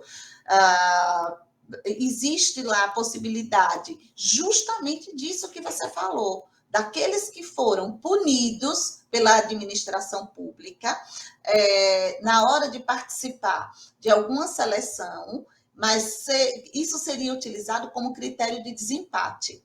Para que você tenha uma ideia, recentemente um aluno entrou em contato comigo, porque eles estabeleceram lá como critério de desempate, não sei se foi o artigo 48, 47, 48 da lei, e o segundo critério de desempate era justamente a análise desse cadastro de ateste de cumprimento das obrigações. E ele entrou em contato comigo e disse, professor, onde é que eu acho esse cadastro? Eu disse, não existe. Ninguém regulamentou isso aí ainda. Então, amiga, para você colocar tem que ser mesmo de forma muito sutil. Talvez vocês, a própria SEMAN, precisasse criar um selo, criar uma campanha de fornecedor amigo do meio ambiente, e que essa campanha servisse para a seleção de vocês. Mas aí tudo isso vocês criariam, né, uma sistemática interna. Não vejo como impossível, né? Até porque a lei traz como um dos objetivos, né, que é a sustentabilidade, salvo engano, é o 4º objetivo, a adoção de critérios de sustentabilidade. E eu indicaria também, Ana, que vocês dessem uma olhada no Manual de Contratações Sustentáveis da AGU. O Manual de Contratações Sustentáveis da AGU vai trazer algumas soluções para vocês. Porque, olha, tratar de critérios de sustentabilidade não é uma faculdade, é uma obrigação. Em todos os nossos editais, nos nossos termos de referência, nós temos que trazer critérios de sustentabilidade. Agora, vocês imaginem uma Secretaria de Meio Ambiente. Uma Secretaria de Meio Ambiente, mais ainda, né? A obrigação, a responsabilidade de vocês com isso é muito grande. E a sustentabilidade, mais uma vez, ela tem diversos viés. Não é mais o viés, né, só do verde, né? Nós temos o viés também cultural e o viés social. Por incrível que pareça, e foi bom a Ana Priscila pedir para voltar, eu estou falando aqui, quando eu digo para vocês a necessidade do contratado cumprir a reserva de cargo, expressa agora na nova lei, porque 8.666 não ligou muito para isso, representa, sim, um critério de sustentabilidade. É um critério de sustentabilidade. Tá bom? Entra num dos viés aí da sustentabilidade, que não é só mais o critério ambiental. Ambiental, cultural, né, econômico e social. Tudo isso aí é o viés de sustentabilidade. Tá bom, amiga? Mas vejam aí que vocês conseguem. Cria um programa fornecedor amigo do meio ambiente. Talvez um selo até que possa ser utilizado como critério de desempate. Um selo que possa ser utilizado para o município, para as contratações do município. E aí se pensam os requisitos para ele ir alcançando esse selo. Né? O selo não vai ser já o selo top, né? Ele pode ser bronze, prata, ouro, diamante, né? Dependendo aí dos estágios que ele cumpre. Tá bom? Não sei o que vocês acharam aí, mas é possível implementar isso aí. Não relacionado a fornecedor. Vocês têm, não é isso?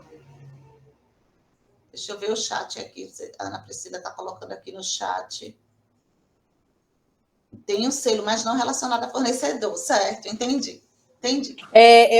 Pedro já entendeu o que eu queria falar e ele abaixou lá o microfone. Então, nós temos aqui 2 selos, inclusive, que é um relacionado a, acho que é Amigos Pet, né, Amanda? É um pet e um Amigos do Meio Ambiente, mas não relacionados a fornecedores em si, que estabeleçam essa, mas inspirado nessa sua aula e inspirado nos milhares de selos que nós já temos aqui, viu, Antônio? Você que é parte fundamental disso, Antônio é nossa baraúna aqui no setor, na DAF, a gente vai sentar e vai estabelecer um selo, né, fornecedor amigo do verde, e a gente vai criar critérios, do mesmo jeito que os meninos criaram critérios para concessão de selo, e aí a gente já vai, né, estabelecer qual seria, digamos, a vantagem de você ter esse selo, né? Olha a Ana Pri e a equipe, vai ser um sucesso, viu? Porque eu não ouvi falar sobre isso. Seria uma contrapartida. A gente, sim, eu até ia dizer, quando eu mandei lá, eu coloquei no caso que colocassem algumas medidas compensatórias também, no sentido de, na execução do contrato. Eu até pensei nisso, mas é como eu disse, como a gente não tem uma regulamentação nesse sentido ainda, como é algo muito incipiente, eu não consigo mandar algo muito bem fundamentado. Então, eu preciso fazer algo que vá aos pouquinhos, intervindo, que a gente coloca uma cláusula aqui, uma cláusula ali, mas eu sinto realmente falta de, digamos assim, um embasamento maior daqui, da Prefeitura de João Pessoa, para que a gente possa avançar um pouco nesse sentido. Você poderia colocar uma sugestão que eu dou, não como a obrigatoriedade. Assim como ele apresenta algumas declarações, você poderia colocar em cada contrato um formuláriozinho para que ele preenchesse, ele se... na verdade, ele se oferecendo, né? Não é critério de contratação, nada disso, mas ele se oferecendo para ser um fornecedor amigo do verde, e aí vocês estabelecem alguns critérios, você vai constar numa lista aqui, e aí nós talvez estabeleçamos aí critério de preferência. Bom, é tudo para pensar mesmo, né? Não dá para definir aqui agora, mas eu tenho certeza que vocês saberão definir isso muito melhor do que eu. Só surgiu a ideia aí, que caminho. Tá bom? Tenho certeza que vocês são mentes incríveis aí para caminhar com isso aí. Bom, modelo de gestão do contrato. Aí sim, tá? Eu trago esse apanhado de cláusulas contratuais para chegar no modelo de gestão do contrato. Pessoal, o modelo de gestão do contrato, como eu já mencionei, figura como item obrigatório no seu termo de referência. Tem que ser um item obrigatório no seu instrumento aí de contratação direta. Você tem que dizer qual será o modelo, qual será a atuação dos agentes relacionados àquele contrato. Então, além de vir lá no artigo 6º, como item obrigatório do termo de referência, o modelo de gestão do contrato, o modelo de gestão de contrato também vem como cláusula necessária a todos os contratos. É no modelo de gestão do contrato que vocês irão descrever a dinâmica do contrato, os critérios de avaliação do contratado, quantificar o grau de satisfação na execução do contrato. Então, tudo isso vocês podem pensar muito bem e estabelecer. Eu coloco aqui uma redação sugerida, dando a ideia de que vocês trabalhem o modelo de gestão de contrato no termo de referência. No termo de referência. Hoje, se vocês observarem, os modelos da AGU, eles fazem diversas menções ao termo de referência, procurando trazer um instrumento contratual mais enxuto. Então, constrói isso no termo de referência, na cláusula contratual que tem lá, modelo de gestão de contrato, se reporta ao seu termo de referência. E o que é que se precisa efetivamente definir nesse modelo de gestão de contrato? Tem que se descrever como a execução do objeto será acompanhada e fiscalizada pela SAMAN. Serão definidos os atores que participarão da gestão do contrato. Se eu pegar o contrato lá do zoológico, né, se eu disser que alguém da SAMAN vai ser o gestor do contrato, ele é o coordenador das atividades de fiscalização. E eu teria que dizer que esse contrato tem um fiscal setorial. E o fiscal setorial é a quem compete receber efetivamente o objeto e atestar ou dar o recebimento provisório, assim que nós falamos hoje, naquilo que ele recebeu. Ou até não receber. Dizer, olha, quando você passar essa responsabilidade para ele, ele vai ter todo o poder de dizer, né, olha, a alimentação aqui dos animais do zoológico chegou muito atrasado. Olha o perigo, o risco desses animais passarem fome. Né? Ele pode dizer, olha, a alimentação chegou com mau cheiro, aquilo ali já estava praticamente estragado, eu devolvi. E quando eu devolvo a alimentação, você também deve ter no seu contrato aí quanto tempo que ele tem que fornecer novamente. E tudo isso é o seu fiscal setorial, é o chão de fábrica, é o cara crachá, que tem que dizer o que aconteceu, e não quem está na SAMAN. Quem está na SAMAN recebe as informações, consolida e envia para pagamento. No modelo de gestão do contrato, vocês também vão definir os mecanismos de comunicação. Quais serão os mecanismos de comunicação entre a SAMAN e os contratados? E-mail, eu sei que vocês já utilizam. O WhatsApp é um bom mecanismo de comunicação, é um excelente mecanismo de comunicação. Né? Até quando eu chego aqui nesse ponto, eu sempre falo da coluna Loucas por Licitações. Vocês sabem, Ana Priscila é uma amiga que escreve para a coluna, que é a coluna do maior portal de licitações e contratos do Brasil. Eu também escrevo para a coluna Loucas por Licitações. E tem um artigo meu lá sobre o WhatsApp na fiscalização contratual. Eu sei que todos nós hoje nos comunicamos com o contratado via WhatsApp. É essa a forma de comunicação.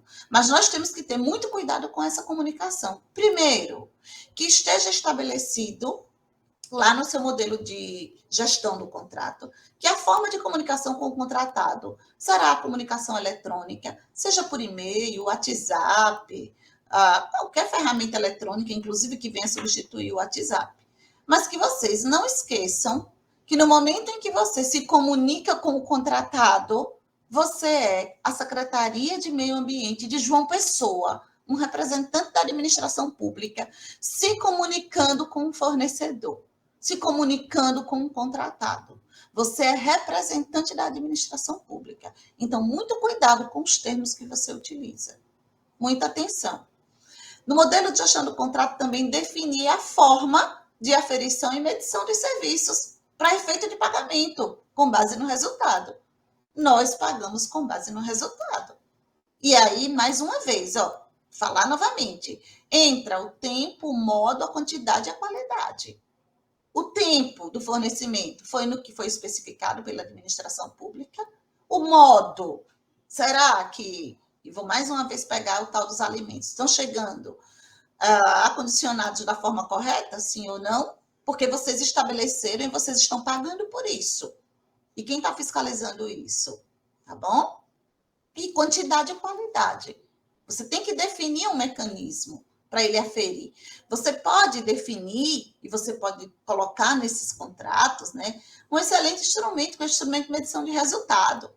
Com o instrumento de medição de resultado simplificado, nada que seja de difícil observação, simplificado, você pode, inclusive, redimensionar o pagamento, porque ele não atingiu o nível de qualidade esperado. E redimensionamento de pagamento não é punição, tá, gente?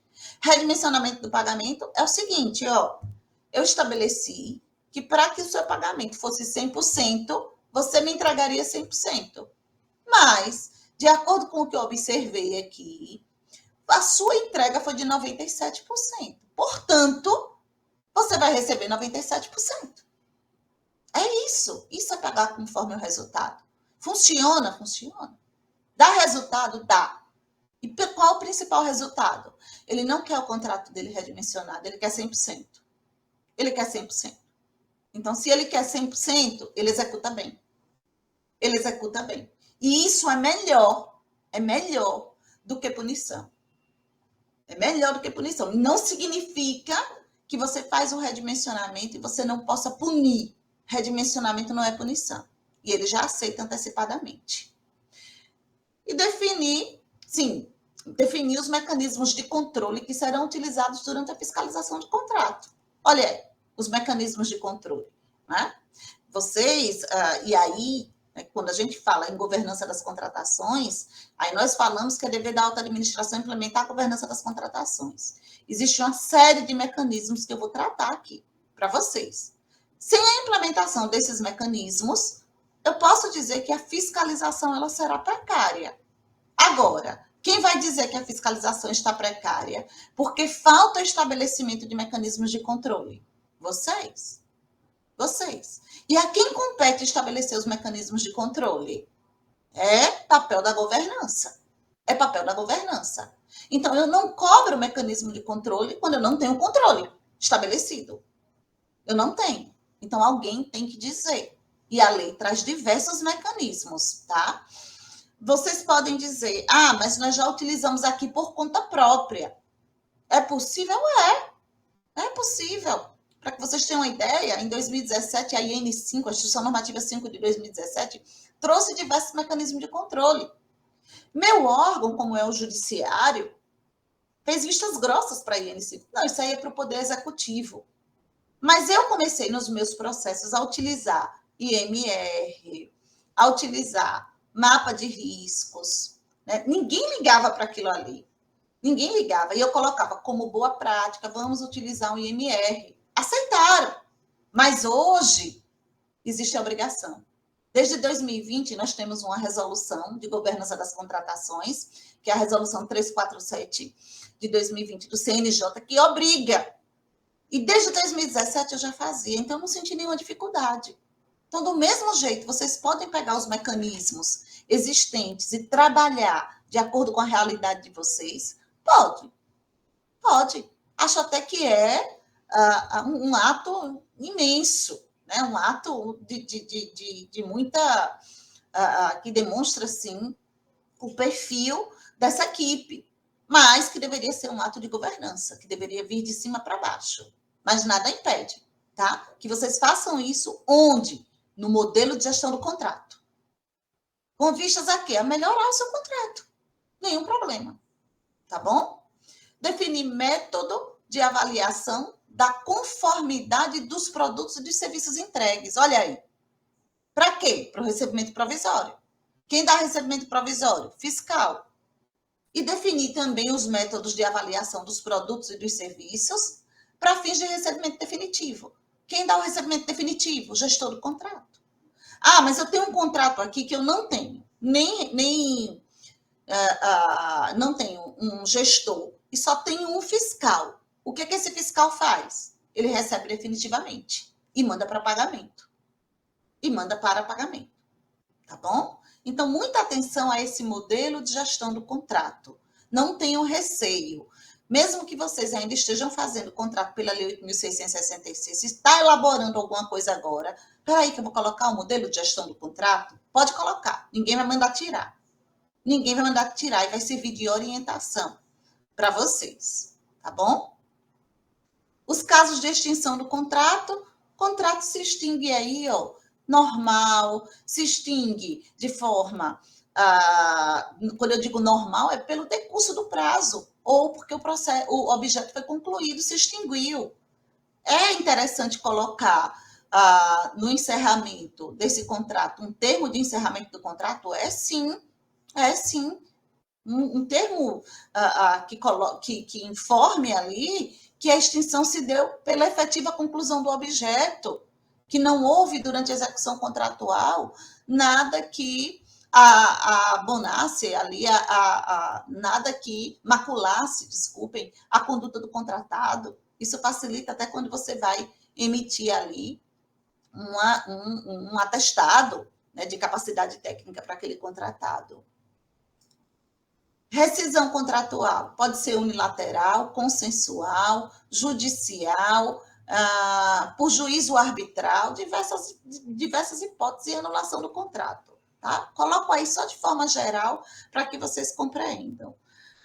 Verificação de pendências. Olha o que existe hoje. Hoje, antes mesmo da administração pública expedir a ordem de serviço, ela deve verificar as pendências existentes, ligadas aí à liberação de áreas ou outras providências a cargo da administração pública, para que ela possa efetivamente determinar a execução do serviço. Efetivamente emitir a ordem de serviço. Ela tem que regularizar as situações a cargo da própria administração. E nós temos ainda artigo na nova lei de licitações que diz que quando as licenças forem de responsabilidade da administração, ela deve providenciar essas licenças antes mesmo de soltar o edital. Antes de soltar o edital. Coerente. Mas o que eu trago para vocês, e que é uma grande mudança relacionada às cláusulas contratuais, é o parágrafo 3º do artigo 92. O parágrafo 3º do artigo 92 trata da cláusula de reajuste e traz uma mudança muito grande para a aplicação do reajuste aos nossos contratos. O parágrafo 3º diz que, independentemente do prazo de duração, o contrato deverá conter cláusula que estabeleça índice de reajustamento de preço com data base vinculada à data do orçamento estimado. Data base vinculada à data do orçamento estimado. Os nossos contratos de fornecimento, regidos pela Lei 14.133, tem que ter data de reajustamento, aquele reajustamento em sentido estrito, reajustamento por índice, vinculada à data do orçamento estimado da administração. E aí vocês vão ter que definir quando que se considera essa data de orçamento estimado, tá? Além disso, a nova lei de licitações traz a possibilidade de ser estabelecido mais de um índice específico setorial em conformidade com a realidade de mercado.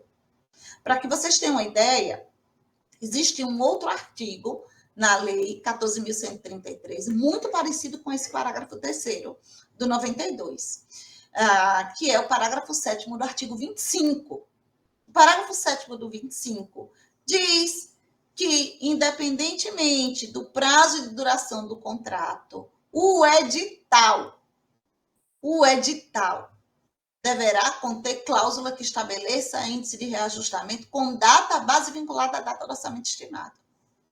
Percebam a diferença. Por quê, gente? Qual que era a regra? A regra que nós utilizávamos era a regra da Lei 10.192 de 2001, a chamada Lei do Plano Real. Primeiro, já vou dizer para vocês, os contratos que têm a seguinte redação: o reajuste será aplicado no prazo de 1 ano, contado da data da assinatura do contrato. É errada. Essa redação está equivocada. O contrato que tem a seguinte redação: esse contrato é irreajustável durante a sua duração. A cláusula está errada. Não existe contrato irreajustável. Não existe. Por quê? Primeiro, eu posso pensar no reajuste, e se eu penso aí no reajuste como uma forma de manutenção do equilíbrio econômico, da equação econômico-financeira do contrato, o reajuste é a forma ordinária. Mas eu tenho as formas extraordinárias, pessoal, que entra o quê? O reequilíbrio econômico-financeiro do contrato. Então, eu posso ter um fato superveniente decorrente da teoria da imprevisão, um fato imprevisível de consequências incalculáveis, que afete a equação econômico-financeira daquele contrato. Eu não posso dizer que o contrato é irreajustável, não é equilibrável, de jeito nenhum. E hoje, mais do que nunca, se a Lei 10.192 condicionava o reajuste aos contratos com duração superior a 1 ano, não é mais assim. Qualquer que seja a duração do contrato, esse contrato tem que ter cláusula de reajuste. Vinculado a quê? A data base. do orçamento estimado da administração. Isso é interessantíssimo, pessoal. Muita atenção a isso aqui. A exceção eu coloco aqui, ó, quando houver regime com dedicação exclusiva de mão de obra. Os contratos de serviços continuados, o legislador expressamente no parágrafo 4º traz a exceção a essa regra. Então, contrato de fornecimento, independentemente do prazo de duração, cláusula que estabeleça o reajuste. Data base, orçamento estimado. Como é que fica isso na sua cláusula? Fica assim, ó. Olha as minutas da AGU, trazendo uma luz para que vocês façam essas cláusulas contratuais. Os preços inicialmente contratados são fixos e reajustáveis. Já disse a vocês, não gosto desse reajustável. No prazo de 1 ano, contado da data do orçamento estimado. Olha, eu não conto o reajuste da assinatura do contrato, não. Muita atenção. Se eu tenho um contrato pela Lei 8.666, o correto é eu contar o reajuste da data limite para a apresentação da proposta. É assim que a lei diz. A lei também não fala que eu conto o reajuste da data da proposta, não. Também está errada essa cláusula contratual. A lei fala da data limite da apresentação da proposta ou do orçamento a que essa proposta se referir. É isso que a Lei 10.192 de 2001 diz. Muita atenção a essas questões, tá? E outra questão importantíssima, trazida pela AGU, entendimento que está começando a ficar consolidado, sedimentado, é que, após o interregno de 1 ano, e independentemente do pedido do contratado, os preços serão reajustados. Significa o quê, pessoal? Reajuste de ofício. Reajuste sendo concedido de ofício. Gente, só acredita que o reajuste não pode ser concedido de ofício quem pensa que reajuste é só aumento. E reajuste não é acréscimo no contrato. Para que vocês tenham uma ideia, eu até menciono no meu livro, Ana Priscila tem o meu livro, eu até menciono no meu livro e trago um exemplo prático, demonstrando que em abril ou maio o IPCA estava negativo. Se o IPCA está negativo, quem é o contratado que vai pedir reajuste para a administração pública? Quem? Nenhum. E a administração pública vai continuar, vai perder a oportunidade de reequilibrar aquele contrato para a realidade do índice, para a realidade refletida no índice estabelecido contratualmente. Para que vocês tenham uma ideia, ontem e amanhã eu tenho uma turma, estou com uma turma grande, né? Uma turma aberta. E nessa turma, não é uma turma aberta, é uma turma da Universidade Federal. Eu estou com tanta turma que eu fico, né? Já estou variando, a Priscila sabe. É uma turma da Universidade Federal do Rio Grande do Norte, pronto, vizinhos aí. E nessa turma, uma colega nossa disse, olha, eu até estranhei, porque um contratado que diligentemente pede o reajuste, este ano ele abriu mão do reajuste. Ele disse, não vou querer não o reajuste, eu quero que continue pelo mesmo valor. E eu falei para ela, bestinha ele, né? De besta ele não tem nada, simplesmente o índice estava negativo. E foi vantagem para ele continuar executando o contrato pelo mesmo valor. E a administração pública não faz esse cálculo, e deveria fazer esse cálculo. Mas só faríamos se fosse de ofício.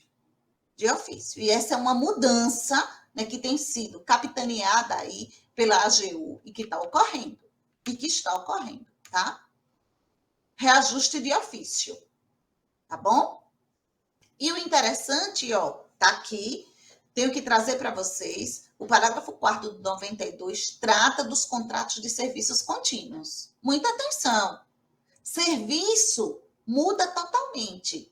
Esse artigo aqui, ó, que eu falo para vocês, do independentemente do prazo de duração do contrato, o contrato tem que conter cláusula que estabeleça índice de reajustamento, com data base vinculada ao orçamento da administração, com a possibilidade de se estabelecer mais de um índice setorial específico e em conformidade com a realidade de mercado dos insumos, nós aplicamos para os contratos de fornecimento. Serviço não. Fornecimento. E no contrato de fornecimento, eu estabeleço qual é a data do meu orçamento estimado, Vai ser a data da pesquisa de preços? Talvez. Aí alguém homologa a pesquisa de preços, em alguns órgãos alguém homologa a pesquisa de preços. Talvez seja a data da homologação da pesquisa de preços. Já me perguntaram, vai ser a data da abertura do certame? Eu entendo que não deveria ser a data da abertura do certame, porque o orçamento estimado da administração é anterior à abertura do certame. A administração não fez o orçamento estimado naquele dia, ele é anterior, tá? Então, para esse tipo de contrato, nós aplicamos essa cláusula, contrato de fornecimento, que é o que vocês têm aí, tá bom? Contrato de serviços, nós vamos aplicar o parágrafo 4º do 92. Aí sim, aqui, expressamente, o legislador traz anualidade e diz que, nesses casos, o reajustamento será aplicado, o reajuste de preços ocorrerá através do reajuste em sentido estrito, quando não houver dedicação exclusiva de mão de obra ou predominância de mão de obra, mediante a previsão de índices específicos ou setoriais. Querem um exemplo? Contrato de manutenção. Contrato de manutenção. Eu não tenho predominância de mão de obra e eu não tenho mão de obra exclusiva, dedicada. Eu utilizo o reajuste por índice. Só isso. E obedeço a anualidade. Segunda situação, aplicamos a repactuação, quando eu tenho dedicação exclusiva de mão de obra. Nessas situações, eu aplico anualidade. Tá? E não posso esquecer que nos reajustes subsequentes ao primeiro, o interregno mínimo de 1 ano será contado a partir dos efeitos financeiros do reajuste. Se você estabeleceu a data lá do orçamento estimado no seu contrato de fornecimento, né, que a data do orçamento estimado lá no seu contrato, que você ainda vai celebrar, vamos supor, aí em outubro, mas que a data do orçamento estimado é hoje, 30 de agosto, e se você só celebrar esse contrato, né, ele saiu em outubro, mas demorou tanto, veio férias, veio recesso, e aí vai, e vocês só celebraram esse contrato em fevereiro, em agosto, o contratado já pode entrar, no dia 30 de agosto, o contratado já pode entrar com pedido de reajuste. E ele tem direito ao reajuste. Tá? E a administração pública tem que conceder. Tá bom? Muita atenção a essas questões aí, são importantíssimas. E aí, mais uma vez, concessão independentemente do pedido, e eu coloco aí, faço um paralelo com o enunciado 6 do CJF, que nega a preclusão lógica do direito ao reajuste, em sentido estrito, que é o reajuste ligado aí aos contratos de fornecimento ou aos contratos de serviço sem dedicação exclusiva de mão de obra, compete à contratada a apresentação de pedido, não cabendo, portanto, ao contratante processar de ofício.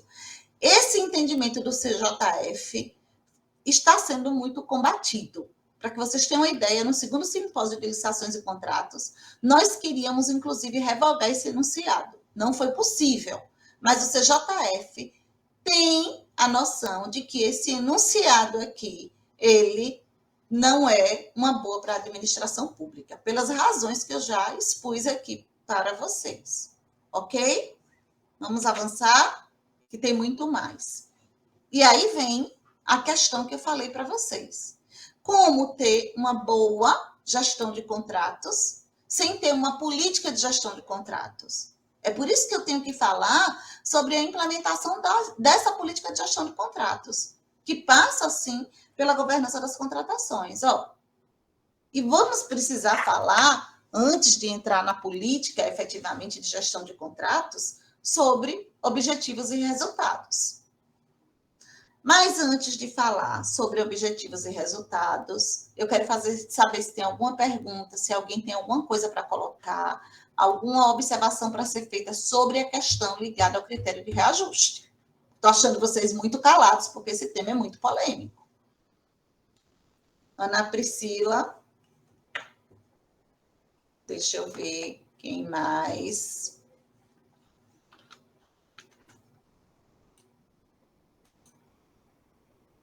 Eu estou calada porque a gente não faz. Vocês não fazem reajuste. Vocês Não, indicam. a gente normalmente não faz, porque como os contratos de agente, como eu disse, a gente fica só naquela contratação direta, são contratos mais pontuais, normalmente, e não são de prestação de serviços continuados. A gente tem um agora, que é o da clínica veterinária, que é o contrato de gestão, mas eu até comentei com o Antônio aqui, porque ele veio tirar uma dúvida, eu falei, mas esse contrato não é regido pelas normas gerais, mas sim pela 3019, porque não chega a ser um contrato, na verdade a gente firma um termo de colaboração. Então é outro instrumento com base em outra legislação. Então, tecnicamente não adentraria. Mas fora esse, eu acho que a gente não tem muito contrato de continuado, né, Pedro? E os que a gente tem, como eu disse, são gerados pela SEAD.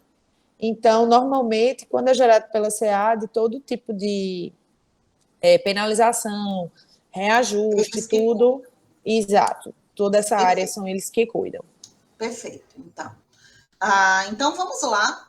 Objetivos e resultados. Ó. É impossível alguém dar aula sobre licitações e contratos, seja qualquer fase, seja da fase preparatória, fase externa, fase de execução contratual, e não trazer os objetivos. Então, eu preciso trazer esses objetivos para vocês.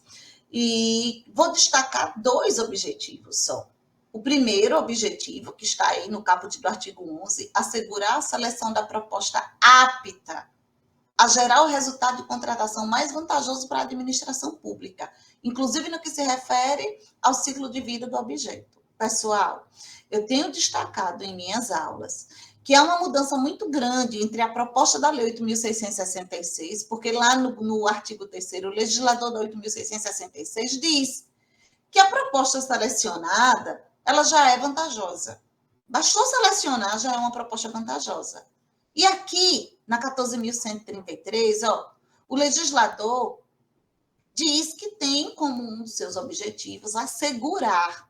Olha o verbo que ele utiliza, né? Assegurar é praticamente tornar infalível a seleção de uma proposta apta a gerar um resultado de contratação mais vantajoso. Ela tem uma aptidão, gente, ela não gerou. Para que ela efetivamente gere o resultado mais vantajoso, depende de uma conjugação de esforços. E essa conjugação de esforços diz respeito ao contratado executando corretamente o objeto da contratação e a fiscalização fiscalizando corretamente. Se não for assim, ao final da contratação, eu não posso dizer que aquele contrato atingiu os objetivos pretendidos pela SAMAN. E aí talvez você se pergunte, mas eu tenho que dizer que atingiu os objetivos? Pela 1433, sim. Se vocês observarem o artigo 174, que é o artigo que trata do Portal Nacional de Contratações Públicas, lá no rol do artigo 174, expressamente foi posto que ao final da contratação, o gestor do contrato deve atestar que aquela contratação atingiu os objetivos pretendidos pelo órgão. Agora me diga, se a execução contratual foi deficiente, você vai atestar isso aí? Que ela atingiu esse objetivo? Duvido, acredito que não. Outra coisa, como eu mencionei, a Lei 14.133 fala nesse cadastro de ateste de cumprimento das obrigações. Vai ser criado. A SEG está trabalhando para a criação desse cadastro de ateste de cumprimento das obrigações. E, com certeza, isso vai gerar um impacto muito grande em relação aí ao critério de desempate e outras situações, né? Então, nós precisamos compreender que a forma como nós fiscalizamos a execução contratual terá um impacto muito grande. E quando eu falar aqui sobre os mecanismos que devem ser implantados, vocês vão perceber que um dos mecanismos é a criação de mecanismo apropriado a criar o histórico da contratação. Para quê? Para melhorar essa execução contratual. Nós temos que começar a registrar quais são as dificuldades que nós encontramos, né, talvez até provenientes lá da fase preparatória. Porque quem fez ali, quem elaborou, não analisou corretamente a situação. E o impacto nós sentimos na fase mais duradoura, que é a fase de execução contratual. Outra coisa que nós vamos ver à tarde, porque eu separei a parte de duração dos contratos. Os contratos que vocês celebram aí, né, todo ano e finalizam, celebrei no início do exercício financeiro, vou finalizar, que forem contratos de fornecimento continuados, vocês agora poderão celebrá-los pelo prazo de até 5 anos. Vocês não precisarão celebrar todo ano. E aí, para celebrar esses contratos pelo prazo de 5 anos, a responsabilidade da fiscalização também aumenta. Também aumenta.